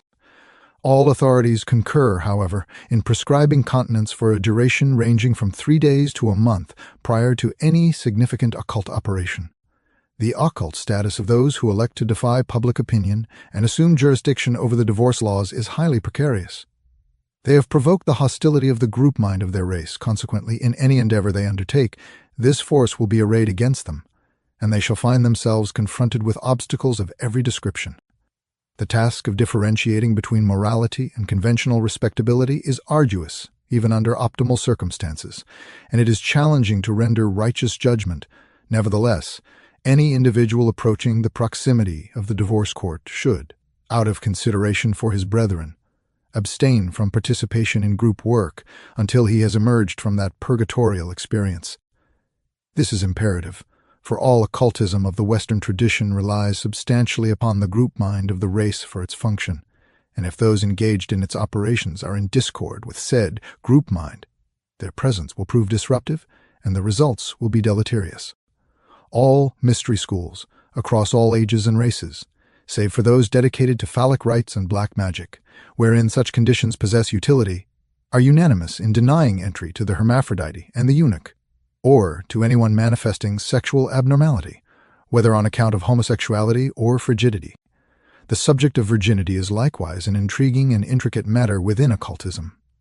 The ancient texts contain extensive commentary on this subject, the primal requisite for numerous occult operations being a pure virgin or a youth preceding the age of puberty. Understood in the occult sense, only those of either sex who have not experienced desire are truly virgin. Yet, although the virgin soul is optimally adapted for any operation involving passive psychism, exemplified by an oracle or a watcher of the sacred mirror, only the soul that has attained its full maturity and experienced all the sacraments of nature shall ever attain the supreme degrees. A concluding note of caution is requisite. It is imprudent for a pregnant woman to participate in any occult ceremonial subsequent to the occurrence of quickening, for the unborn child constitutes a highly susceptible conduit of evocation, and the manifestation of any force invoked during the ceremony may occur through that medium. Algernon Blackwood provides an account of such an occurrence in his inestimable volume, Julius le Vaillant, and elaborates upon its consequences in the sequel, The Bright Messenger. Furthermore, I have personally encountered several analogous cases. In certain instances there appears unequivocally to be a changeling or fairy child delivered into the world, while in others the natural offspring is born possessing a singular and highly sensitized nervous constitution. I cannot overemphasize that occultism is far removed from being foolproof, and numerous experimenters rely for their safety solely upon their own inefficiency. Chapter 16. Ancient Traditions of the West. The Western esoteric systems emanate from three primary sources, the Kabbalistic, the Egyptian, and the Greek. Indeed, all medieval and contemporary derivatives may be traced back to one or another of these origins. To provide a comprehensive exposition of any single one of them is the province of a specialist who has dedicated an entire existence to such study. Consequently, within these pages, we can only delineate the general contours and fundamental principles. Nevertheless, it is anticipated that sufficient information may be provided to illuminate an obscure and frequently misinterpreted aspect of the path. Each of these three great systems arose in response to the exigencies of a distinct phase of human evolution, and each has elevated certain aspects of occult science to a pinnacle of perfection, while correspondingly and inevitably neglecting others. The Greek system is distinguished by a pantheon that embodies natural forces. It is primarily a philosophical system. The Egyptian system is characterized by animal-headed deities representing these forces as they are manifested within human consciousness, and it constitutes primarily an initiatory system. The Kabbalistic system is characterized by the absence of a polytheistic structure. Being strictly monotheistic, it is essentially a magical system wherein the magus assumes the position of the deity. Through the intercourse of nations, these systems have exerted reciprocal influence upon one another and have undergone innumerable specific developments in diverse locales. The contemporary current of Western esotericism comprises not only a synthesis of them all, but also significant elements derived from Eastern sources through the mediation of the Theosophical Society. Certain Eastern terms, inter alia, karma, the chakras, and manas, have virtually supplanted their Western counterparts. No corpus of knowledge can be maintained in hermetic isolation, An interchange of ideas must inevitably occur wherever there is an association of peoples. Analytical psychology and New Thought have also been drawn upon for contribution, resulting in a kaleidoscopic philosophy that requires significant analysis before revealing any coherent pattern. In practical occultism, it is invariably necessary to return to the original rootstocks, for here alone may we discover the trails leading into the unseen, the pilgrim ways that have been traversed by innumerable feet. Through the meditation and ritual of centuries, an organized aura of thought forms has been constructed around these ancient systems, and it is this prepared mental atmosphere that proves of such immense value to the occultist. I do not assert that it is impossible to access the inner planes except via one or another of these traditional corridors, yet the difficulties of such an undertaking are formidable. An occult school is not constructed in a day, any more than a great public institution is established in a single day. Tradition and a highly organized group mind play a vital role in both instances. Moreover, there exist certain planes of manifestation that were utilized by the mystery schools of previous epochs, which are not readily accessible in the present era. Evolution has advanced, and we engage with the unseen at a different stratum. It is imperative, in any work of practical occultism, that we possess access to the full spectrum of the planes. For every operation is composite and maintains correlations with the planes above and below that upon which it occurs. The occultist, therefore, finds it essential to avail himself of the corridors constructed by his predecessors, to whom the elemental planes were accessible. He will, consequently, always employ one or another of the ancient systems according to the specific task at hand. Some are optimally adapted for one type of contact, and some for another. It is not advisable to conflate symbols within an operation. As the same forces function differently upon different contacts, however, it is indispensable for the initiate to possess access to the various stages of development and diverse levels of contact. There exist many methods of consciousness that are entirely modern in their origin and technique, and which do not purport to be otherwise. These are observed most prominently within the various schools of thought that constitute the composite New Thought movement. Like all else dealing with the manipulation of the mind, these employ the principles that have always governed the process of elevating consciousness, whether enacted in the mysteries of Eleusis, the Egyptian temples, the consulting room of the hypnotist, the office of the Christian Science practitioner, or the lodge of initiation of some fraternity. Where the system employed possesses no connection to the root traditions, it will be found that the results obtained are purely subjective. It is only when one of the ancient systems is utilized that contacts are established with the nature forces, the elemental and angelic kingdoms, and the earth soul, for, as has previously been noted, these contacts are inaccessible to the operations of the conscious mind of the civilized white races. They pertain to an earlier epoch of development. One might inquire why a civilized individual should desire to contact these levels of existence if they pertain to an inferior stage of development. The primary response to that query lies in the esoteric principle that nothing God has created is unclean, as all emanates from the same source.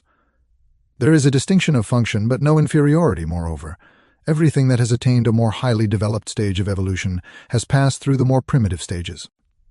These primitive stages form the foundations of all subsequent developments and the role they play in our economy, physical, mental, and psychic, can be readily demonstrated by the individual who possesses the discernment to perceive it, as psychoanalysis has illustrated. Unless we comprehend the nature of the basic principles of our existence, we can never hope to erect the lofty superstructure of the trained and initiated consciousness. These archaic levels of manifestation are of paramount importance to the occultist, for it is here that he discovers the reservoir of elemental forces whence he derives his power. As the psychoanalysts have clearly demonstrated, here reside the wellsprings of man's life. Here lies the fountainhead of genius and all forms of vital energy, whether mental, spiritual, or instinctive. The psychoanalyst seeks to access these reservoirs in order to liberate his patient from inhibitions. The occultist seeks to access them in order to augment his psychic powers. In the former case, the abnormal is rendered normal. In the latter, the normal is rendered supernormal. There exists, indisputably, an unbroken tradition of initiation in Europe, which has been transmitted from adept to neophyte directly from the ancient mysteries. To provide demonstrable proof of this fact to the uninitiated is a formidable task. Documentary evidence, due to the nature of the work, its carefully guarded secrets, and the severe persecution to which it has been subjected, is exceedingly sparse. Furthermore, even the little we possess is often fragmented and of dubious authenticity. Nevertheless, whoever has witnessed an initiated adept at work cannot doubt that he is in communion with something immensely potent, and something, moreover, which can be transmitted to another. It is this subjective experience, although it cannot be proffered as empirical proof, that constitutes the most valid evidence of the reality of that which is sought within the mysteries. To establish contact with one of these great initiatory systems of the past is akin to touching an electric battery. They are replete with psychic force and, like Leyden jars, discharge sparks when contacted. Any school of occultism that is not connected to one of these traditional sources of energy resembles an electrical installation not linked to the powerhouse. However much switches are manipulated and levers are engaged, no result ensues.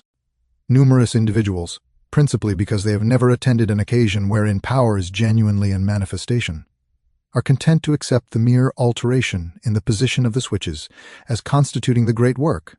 Yet, had they ever beheld the sudden illumination as the current surges through the wires, they would comprehend what is to be anticipated of occultism and would remain satisfied with nothing inferior. The condition of the personality, replete with power and charged with an exceedingly potent form of vitality, stands as the evidentiary proof of the reality of initiation. To precisely what ends this force is directed remains a matter resting exclusively within the discretion of its possessor. Yet, unless it is handled with rectitude and retained within the cosmic circuit, it becomes an agency that will effect the destruction of the vehicle of its manifestation. Derived from the cosmic powerhouse, the energy must traverse the appointed circuit, otherwise, a short circuit ensues. Should we deliberately elect to position ourselves within the trajectory of these cosmic currents and invoke them to utilize us as their conduits, we must be prepared to establish ourselves as links within this circuit, conducting from spirit to matter and returning thence. Herein resides the critical juncture in the work of the adept. Is he remaining within the circuit, or is he earthing? This constitutes the distinction between the right and the left-hand paths.